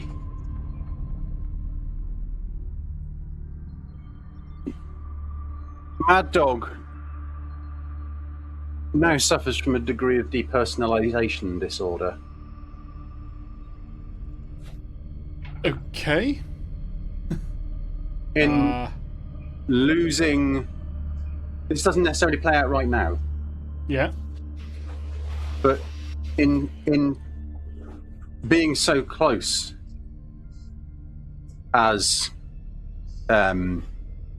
Blades ceased to be in such a unnatural way, you feel your own sense of identity, almost as if there was a last thought or feeling or look from him that passed on just some hint that we are not who we think we are. This place, what just happened, it really got to him. He's, he probably does that thing, like, in that helpless thing, he goes almost autonomic, where he, like, he picks up his rifle, he's looking around, he's he's looking if he's in the other room, he's looking, this can't have happened, denial, I'm sure, basically he's, and he's just like, trying to, like, get his actions and his muscle memory of the job can almost save the problem, but of course, because they can't, it's fucking him up. There's no wounds to heal, there's no covering fire needed, there is just someone who has just turned into linguine on the floor. They aren't even linguine. Quick They question, Dave. folded in on themselves. Yeah. Yes. Your character, Yeah. were they adapted to anything? Where do I see that? Underneath derived attributes, does it say adapted to anything? Writhed attributes, where's that? Right at the top. Adapted to You're helplessness. adapted to helplessness. Are we counting that as a helplessness sanity roll, Handler? Because technically, if that's It was the an case, unnatural Mad one, wasn't Dog should... Well, I don't know whether it was unnatural helplessness or what. I wouldn't. Yeah, but it's captivity or imprisonment. No, that's what's caused you your have passed? adaptation. Would you have passed without the penalty? Oh, absolutely not. Okay, no, then no change. That's a I'd fair say call. we- That That's is a fair that is a remove great the call, penalty. Handler. Yeah. Because it's a bit of a marginal one. Yes, you were kind of helpless, but Yeah. it wasn't you that the thing was happening to. That you were helpless. Yeah, to so prevent. I think he's probably better at being helpless at his own issues, but he loves to help and be able to help others, and this he can't. So yeah, that absolutely hits him hard. He's probably like stumbling forwards then to mainly to Spork, and whether Chuck's just singing rainbows off in the other direction, just like Spork, I couldn't help him. He went fucking mad. He stabbed himself. Got you. Just breathe. I put my head against yours, just like, fucking hell, mate, we've got to get out of this fucking place. As fucking you are door, man. trying Which fucking to door? arm yourself, and you are focusing, you hear what the others didn't. There's a gentle lapping of water and music. Where from? I look up and turn around. Through the door that had the paler light and the fog. I suddenly go, The music sounds distant. It sounds like some kind of grand ball or masquerade. Okay. Yeah. Wait, music. Music. Spork, I can hear music. Oh, it's that door. Through that one. And I'll just grab Charles and Spork and walk away from the door. So Pull guys them are- away from the door. I thought As we were I going turn- towards the door. as I turn around, obviously not knowing any of this has gone on, I'm trying to figure out if this is the right door or not. I will be able to see Mad Dog's fucking dispersonalization, won't I? You Straight see away. pales, you see yellows, yeah, you see yeah. reds, just pissing out of him everywhere. Jagged. And we haven't dealt with Spork's temp insanity yet. Don't know if I get one. Oh no, I do get that one. It's just yeah. So is he in a fugue state? Is he having a panic attack? What's happening? What do I see when I look at Spork? When you see Spork, Mr. hang on. Breakdance.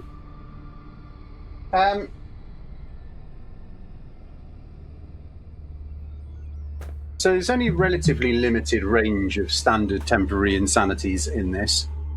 And I would say that the one that's actually most uncharacteristic for Spork is actually also the one that fits this. He himself has become a bit helpless and sort of passive. He can be quite detached anyway, but he is unnaturally detached. He is almost like talking to somebody who's just woken up or in some sort of semi-conscious state. That doesn't sound, it makes sense, but there doesn't seem to be any sense of kind of like urgency or much meaning attached. Right. So I'm going to get, not knowing what's just happened, but knows some shit just went down because my spidey senses are tingling. I'm going to pull them both into a huddle and always kind of slap the sides of the face and be like, "This is game time. I need you 100%. If you're not in it, you're only going to slow us down, but I will not leave you behind. Know full well we're in this to the end together, but you need to follow me now."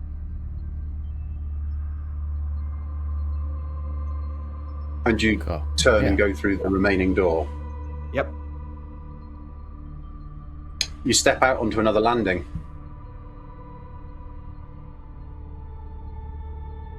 Looking down, the mark is back on the shell. There are a number of ways that you could have left this landing. One of them is a staircase. You've not walked on the underside of a staircase before, so it's got that going for it at least.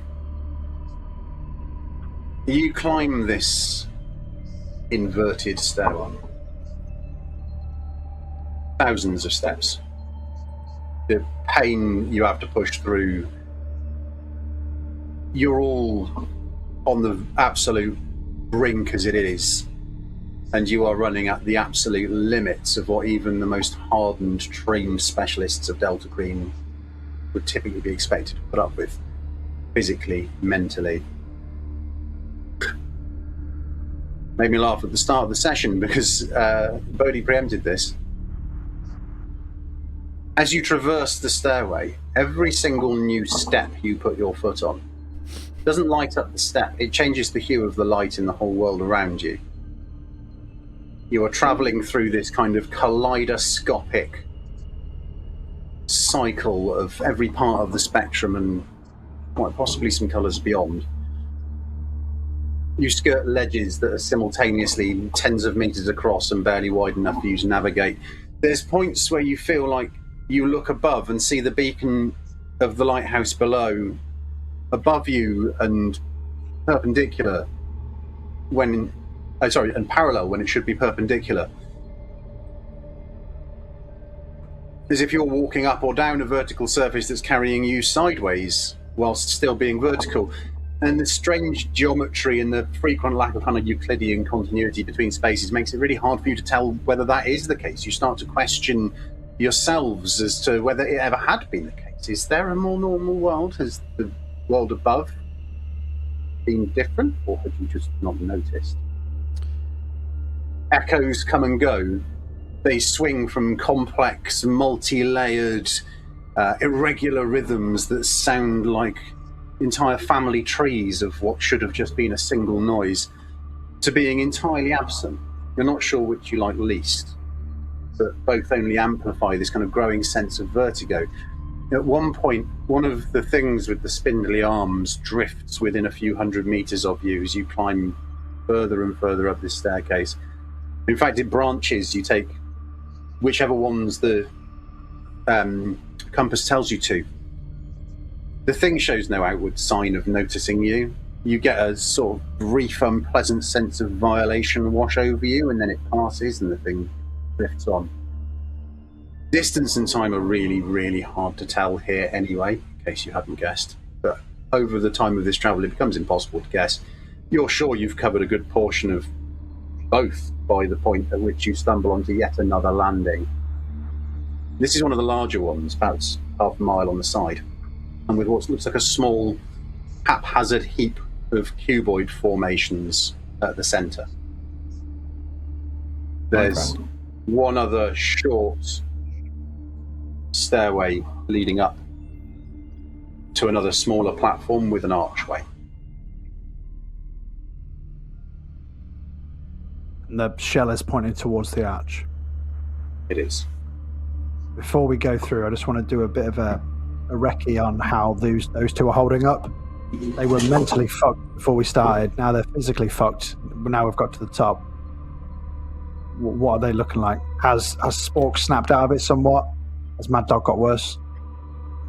I would like to in this moment then, because I think mechanically it makes sense. Given I've got temporary insanity and I was just looking up the bonds. I've got 2 bonds that I can theoretically use in this moment, and I think I'm going to be internally cursing my former commanding officer who pulled me into this shit show in the first place. I would like to pull on that and use my willpower to get rid of whatever this temporary insanity is, if I may. Yes. I'll roll my d4, which is 2. I'll reduce that bond by 2 and reduce my willpower by 2. Can you do it retrospectively, or do you do it at the time you take the SAN? Danny, fuck off. I'm just asking, so I know for the future. I don't know. I was just trying to read up on when I can, or what I can do with bonds and when. It seems reasonable. I would say in terms of willpower, you had to push through getting here. You'd have had to draw on the reserves willpower anyway if you want to burn a bond in doing that. I think that seems reasonable. So it does say in the scene, but... Yeah, it was still a good scene. Near enough. I have to make a sanity roll anyway, but... Yeah. Thank fuck for that. I got a 35 and I have a 37, so I managed to push through. So, for those who don't know, the mechanic is you basically destroy a personal bond to keep your wits about you here. So that commanding officer's gonna... Don't destroy it, I reduce it by a number. Well, yeah. By the number of you take it out on... So it's still there. Yeah. So essentially my commanding officer is now partially more of a cunt than he always was. For Mad Dog, however, I think it's starting to sink in further and further. I think the feeling, the colour changes, the fact that it felt like we were going forever, like we've been walking for 3 days and 200 miles, and yet it's all happened in half an hour. It all feels just completely crazy to him. He initially was hoping it was a dream, and then that made him feel worse, because now he doesn't feel like he has control of this reality, and so he's starting to lose it. He's looking jittery. He's actually, he's holding onto his LMG and sort of probably just muttering, but indistinctly. Quick question: who has the Stone of Bone? Oh, who did have the Stone of Bone? I Let's say thought Mad it Dog. Tell me it was me. Oh, was it Mad Please Dog? tell me it was me. Yeah, let's say it was Mad Dog for the plot. I think it was. I For thought the you got walls. both the Stone of Bone and the compass, didn't you? Yeah, that seems to ring a bell now. I know I definitely picked it up at the start, and I was like, "So what is it? Can we?" Oh yeah, because I tried to put my torch through it. So yes, I've got it. Yeah. Mad Dog, can you give me the stone? What?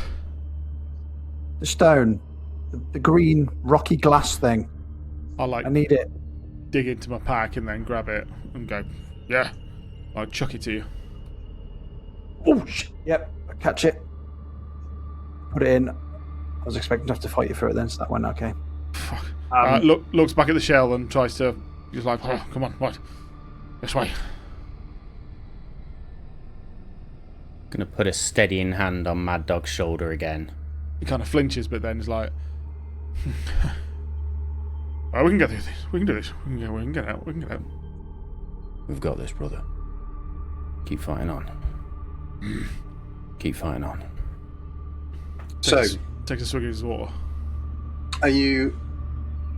What are you doing? So we've got to do another small flight of stairs to the pillar, up the archway. Archway. Yeah. Yeah. So as I said, it's about half a mile on the side, this thing. As you get closer, for the first time you can see something on the marble that doesn't just look like marble. We know what it Offset is, by don't the we? pillar, there is, at a guess, spray painted, a black triangle. 3 or 4 foot on the side. Mad Dog is probably. I don't know whether he's actually noticed that, because I think he's staring at the archway and is almost seeing a vision of the repeated happenings of the Pentagon room. He's almost like he's imagining in that this replaying film, and so he's walking up. But Can I get Spork's attention and just essentially try and mimic without saying it so Mad Dog can hear that you need to watch him while I finish this. He's a liability right now. I'll look at Mad Dog, and there's a look I don't give a lot of people, if anyone really, which is more of a look of compassion, I guess. But then I'll look back to Chuck and just nod. He'll listen to Right. you. All right. And I would say in that moment you look back again to Mad Dog to assess his well-being. And you see the movement behind coming up the stairs that you had just ascended. Something almost impossible to actually describe any shape of other than amorphous. Part crawls, part rolls itself up the stairs onto the landing. Some sort of gigantic amoeba made out of moving, moulding flesh. Moving far quicker than its size or shape would suggest. Mouths filled with sharp teeth. bizarre eyes and these writhing pseudopods dot its form. No discernible pattern to them. A couple of these appendages seem to twitch, almost as if sniffing the air, and it lurches suddenly, pulling its mass up, and it lets out this nonsense cry that sounds like these forgotten words. Tekalili! Tekalili! And it thunders towards you. You, both Chuck and Spork hear a very calm... I don't hear nothing. True. Spork hears... Get down. And you have... Is it behind Mad Dog? Yes, no, it's coming from behind Mad Dog. Mad Dog would absolutely have heard this. Definitely would have heard In this. which case, I will say to Mad Dog, move! So instead he swings around and just clamps his hand on the trigger and just opens fire on this thing. Okay. You go full burst fire. While you are doing that, however, I'm going to want immediate reactions from Spork and Chuck. Yep. So if I've turned round to do something with this delta green triangle, try and figure it out, every time I turn my back, something bad happens. So I've turned my back and I go, actually, last time somebody died. I won't do that again. So I'll turn around to go, are you guys okay? Oh my fucking God! I've got the SMG up, trying to aim around or over Mad Dog to try and take this thing out as well. Like, I'm not fucking around anymore, especially as it's Mad Dog. So, you are probably, at this point, running 100 metres from the next staircase. This thing is travelling towards you. It's a good few hundred metres away. So it's about kind of half a mile aside this thing to mix my units. But it's moving fucking fast. Like, speeding car easily. It is coming towards you at pace. So, Chuck, your immediate reaction was to what? Oh my fucking God, does it have an orifice I could chuck a grenade into? You beat Got I was a loads of Molotov cunt. orifices. So I'm going to try and chuck a grenade into it.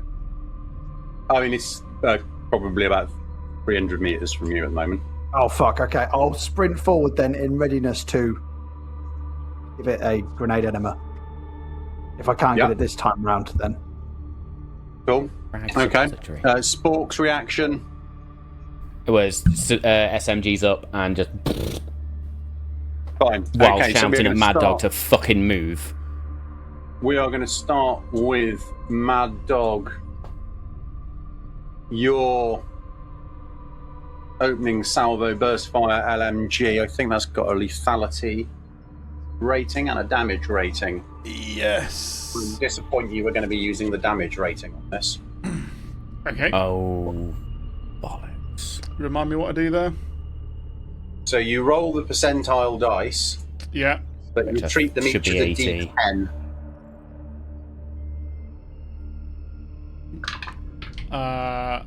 Each is a D10.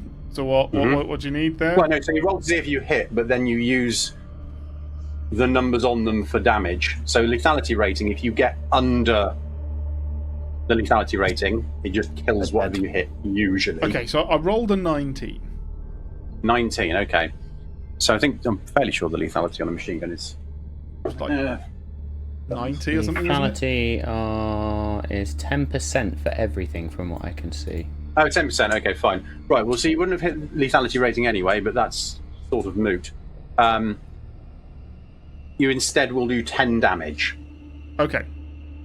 Nice.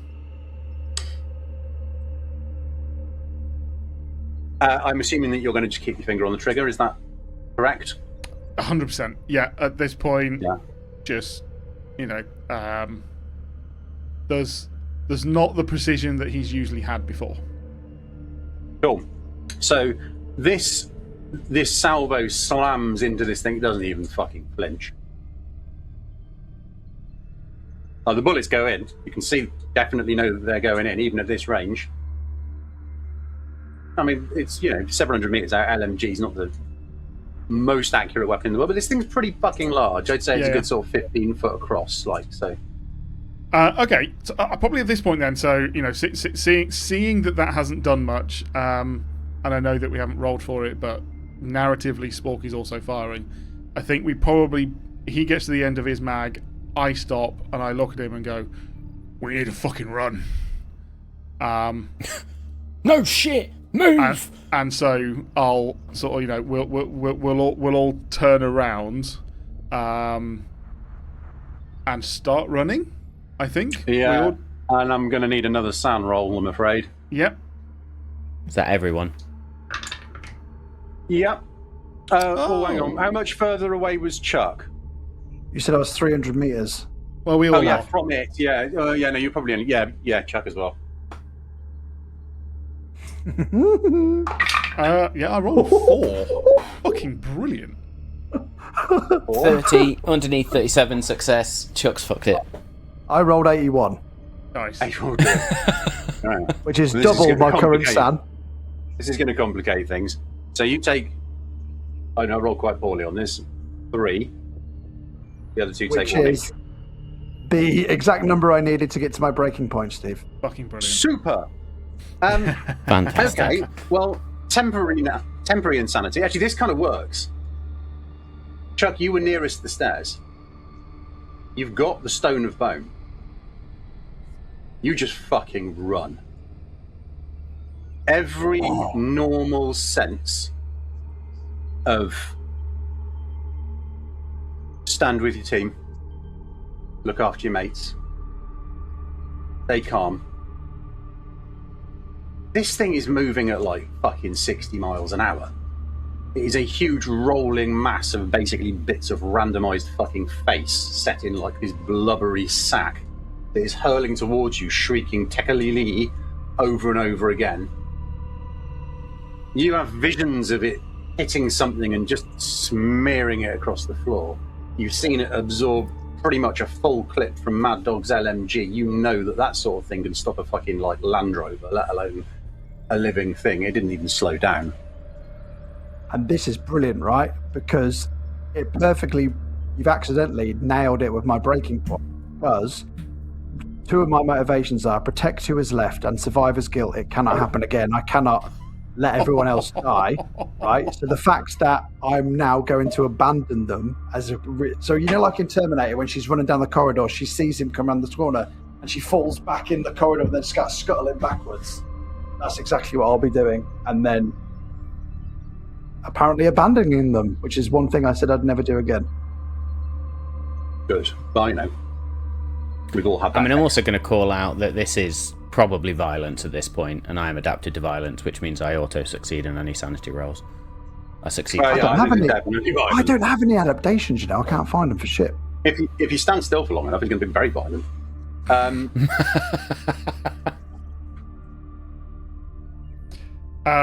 So seeing Chuck enough distance away from us that he's going to get a lead on us. Spork, did you have any explosives on you? Can I chuck my grenade in the panic? Yes. You, in fact, you can. No, wait. No, he hasn't pulled the pin, though. He's literally just going to fucking chuck a grenade in your general direction and bean it. You've got a grenade. You would turn to see me with a bottle in hand with a rag pointing out the top and a lighter, just run. As you say that, a unprimed grenade hits your heel.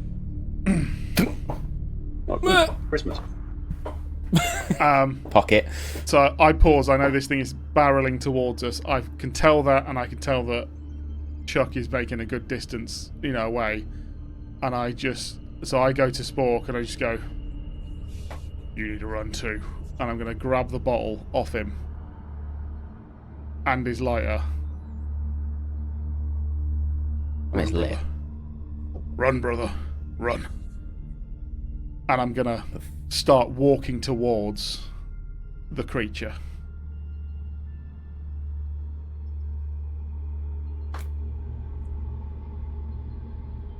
Shoot him, Matt. Shoot him. Take him down. I'm gonna have to roll to see what Spork does, because I trust Mad Dog, but I've also don't want to leave anybody else behind. I've just rolled a 2.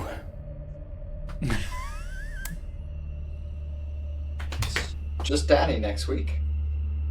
Cool. No, this is more with the 2. The implicit trust kicks in, the training kicks in. I look at Chuck and see him fucking beaning it off somewhere. See Mad Dog and just say to him, fucking keep up. And I will start running after Chuck. I know, guys, in the comments, I know it's fucking impossible to do this, but he does do the... Don't at him. Yeah. He does do the, the ring pin on the hand grenade with his teeth. Ting! And he will then throw that in front. He's then going to run like almost to the side. He's going to try and get this creature to chase him instead. So he's trying to sort of, have the grenade go off that then forces it over towards me. Again, I don't know whether this happens, but it's his tactics kicking in that he's trying to now, distract this creature. Yeah. So that's what he does. Obviously, he's still got the lit Molotov, and he's waiting to lob that at the moment in time because he can throw the grenade further than the Molotov. So, Spork, you turn and run after Chuck. No. He's ahead of you. In fact, probably at top of the stairs, near the next archway. By the time you get to the bottom of the stairs, glancing over your shoulder, you see this thing rolling towards where Mad Dog had been, and it suddenly kind of lifts slightly, and there is a very muffled boom. You see Mad Dog skirting off around the side along the edge of the platform as the thing lets out another maddening shriek, and it seems to shift, and sort of appendages appear from its side, almost kind of causing it to break hard, propping itself up on these like meat beam type things that come out of its side as it changes its shape to suit its motion, and then launches itself towards Mad Dog, who you see light the Molotov cocktail. Mad Dog, this thing is flying towards you at speed. You are not very far from the ledge. You have got a lit Molotov cocktail in your hand. I'm not going to lie, there's not an awful lot of ways out of here because you haven't got enough distance between you and it to get away.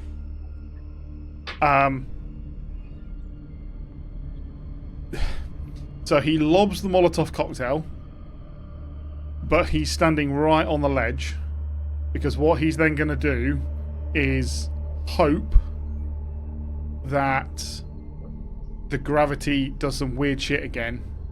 And so what he does is, as he lobs it, and it's therefore going to just hit, but then he expects this thing to still have momentum, he's then going to just walk off the side in the hopes that it's going to go straight over him. He will also fully light up the last couple of rounds that he's got in his mag, just as he gets close enough, as he just goes over the edge. He has no idea whether he's going to right in gravity at all. Spork, you're running up the stairs. You've got eyes on where you're heading. Right? Chuck, you've got to the archway and you look back and see Mad Dog being closed down by this now burning mass that thunders towards him. You see him firing and step back. You see him step onto the flat surface behind him as gravity shifts for him. And then you see him obliterated as gravity shifts for the thing as well. It hurtles off and away, and Mad Dog's just gone. Spork reaches your side. So the disorder I need, can I choose depression? Sure. Everyone can choose depression. Because as you get to Chuck, he's just, I'm sorry. I'm sorry. I'm sorry. And he's just uncontrollably sobbing. Because he's ran away. He said he never would, and he's just fucking in a spiral. I will just chime in. The last thing that Mad Dog saw was obviously the fact that this creature had turned, and that both of them were safely enough, close enough to the door. Mm-hmm. Before he got hit by a train. So, I think supporting each other, stepping through the door, you I feel will, a very... Go on. if I may, in this moment, Keeper, sorry. I don't look back. No. I know what's happened. I face forward, almost robotically, and just pick Chuck up and drag him. Like, I'm full on grabbing him by whatever shirt he's got here, and I'm just dragging him through this archway. As I look down at him, shut the fuck up and get through the fucking door, and I'll throw him through it. And only at that point, once we're through the next archway into wherever, do I then just sort of turn as a tear does fall from my eye. Die well, brother.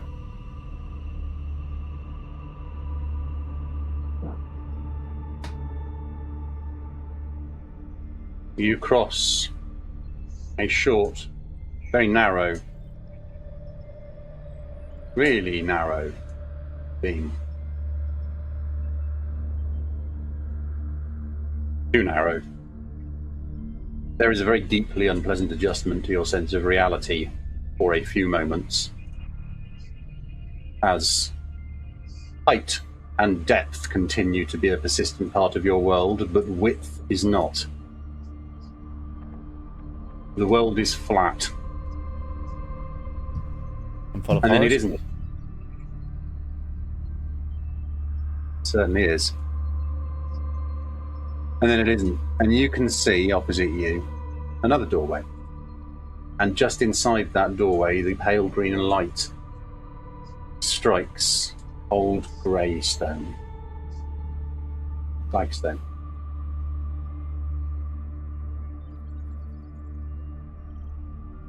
At this point, your feet don't feel like they are attached to you, or their limbs, at least. They feel like raw meat. That you are, every part of you feels beaten and broken. One last glance around this kind of enchanting, insulting monument to humanity's mortal hubris. And you just tumble through this into the cool, damp air. Not the black grey whites of the space within the lighthouse below, but mundane rock, damp and cold and smelling of minerals and reality, if that's what it is. And in the centre of this round space rises another set of spiral stairs. Not marble, not granite, nor slate, nor loam, but glass and bone. It rises up, lost in the gloom above, beyond the green world you've just traversed. You can sense at the base of the lighthouse above. And we'll cut that with one last glimpse at the world above on a stormy Heavily beach. It had been pretty slow going, getting the drones to ready the boat. And the journey was hard at 2 high speeds, crossing a roiling sea, but they'd done it. Trousers soaked, robes ruined, 2 men set foot on the forbidden Isle of Vigil, one of them pulling something behind them, a misshapen bundle that pulses and writhes. The sackcloth tears on the rocks as it's dragged, the contents weeping a kind of brownish ichor into the breakers, surging waves crashing over this bundle. Where the ichor coats the stone of this windswept beach, there's these thick, spongy growths that sprout and spread, expanding outwards into this fleshy abundance. Some way on, near the foot of the cliff, the figures stop. The one not dragging the bundle, in his three-piece suit, fancy shoes, stops and looks at the other, pulls something from his pocket, blade, and he leans forwards as if to cut through the cloth when the other man speaks. No, let me. He kneels and kind of rolls his neck in this slow arch as he's surveying the package. And then his head whips back round. Something lashes out, dark and thin, and it slices the fibres of the sack, letting the contents spill out. Eyes and meat caked together in this throbbing mass. They slop outwards into a low mound. He cracks his neck and stands. Mr. Piazza, your time, at last. The man in the suit nods and casts his gaze out into the sea, staring for a moment before stepping into the foul mound at his feet.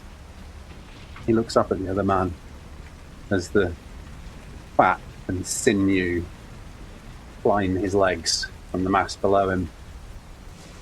At last, no pain, just ascension. Goodbye, Dr. And at this he closes his eyes and tilts his head back, a grin spreading across his face as the rain falls on his human form for one last time. Don't be so presumptuous, Howard. His eyes snap open and he starts to scream, these tendrils tearing through his shins, popping apart the joints of his knees and his hips, and it's a scream that starts and never ends as he's absorbed into this kind of bubbling tower of eyes and flesh, ligament and fat and fibrous membranes encompassing him, branching out like fungal growths up his body, pulling at his mouth and his jaws. You forget, dear boy. First, he'll need to rid you of those bones. The man watches for a minute as the scream continues. And he kind of adjusts his glasses up his nose, pulls out a handkerchief and wipes the rain from his face, looks up the cliff and strides up a narrow cliffside pathway, the lighthouse above, dark and silent. See you next week. Thank you very much.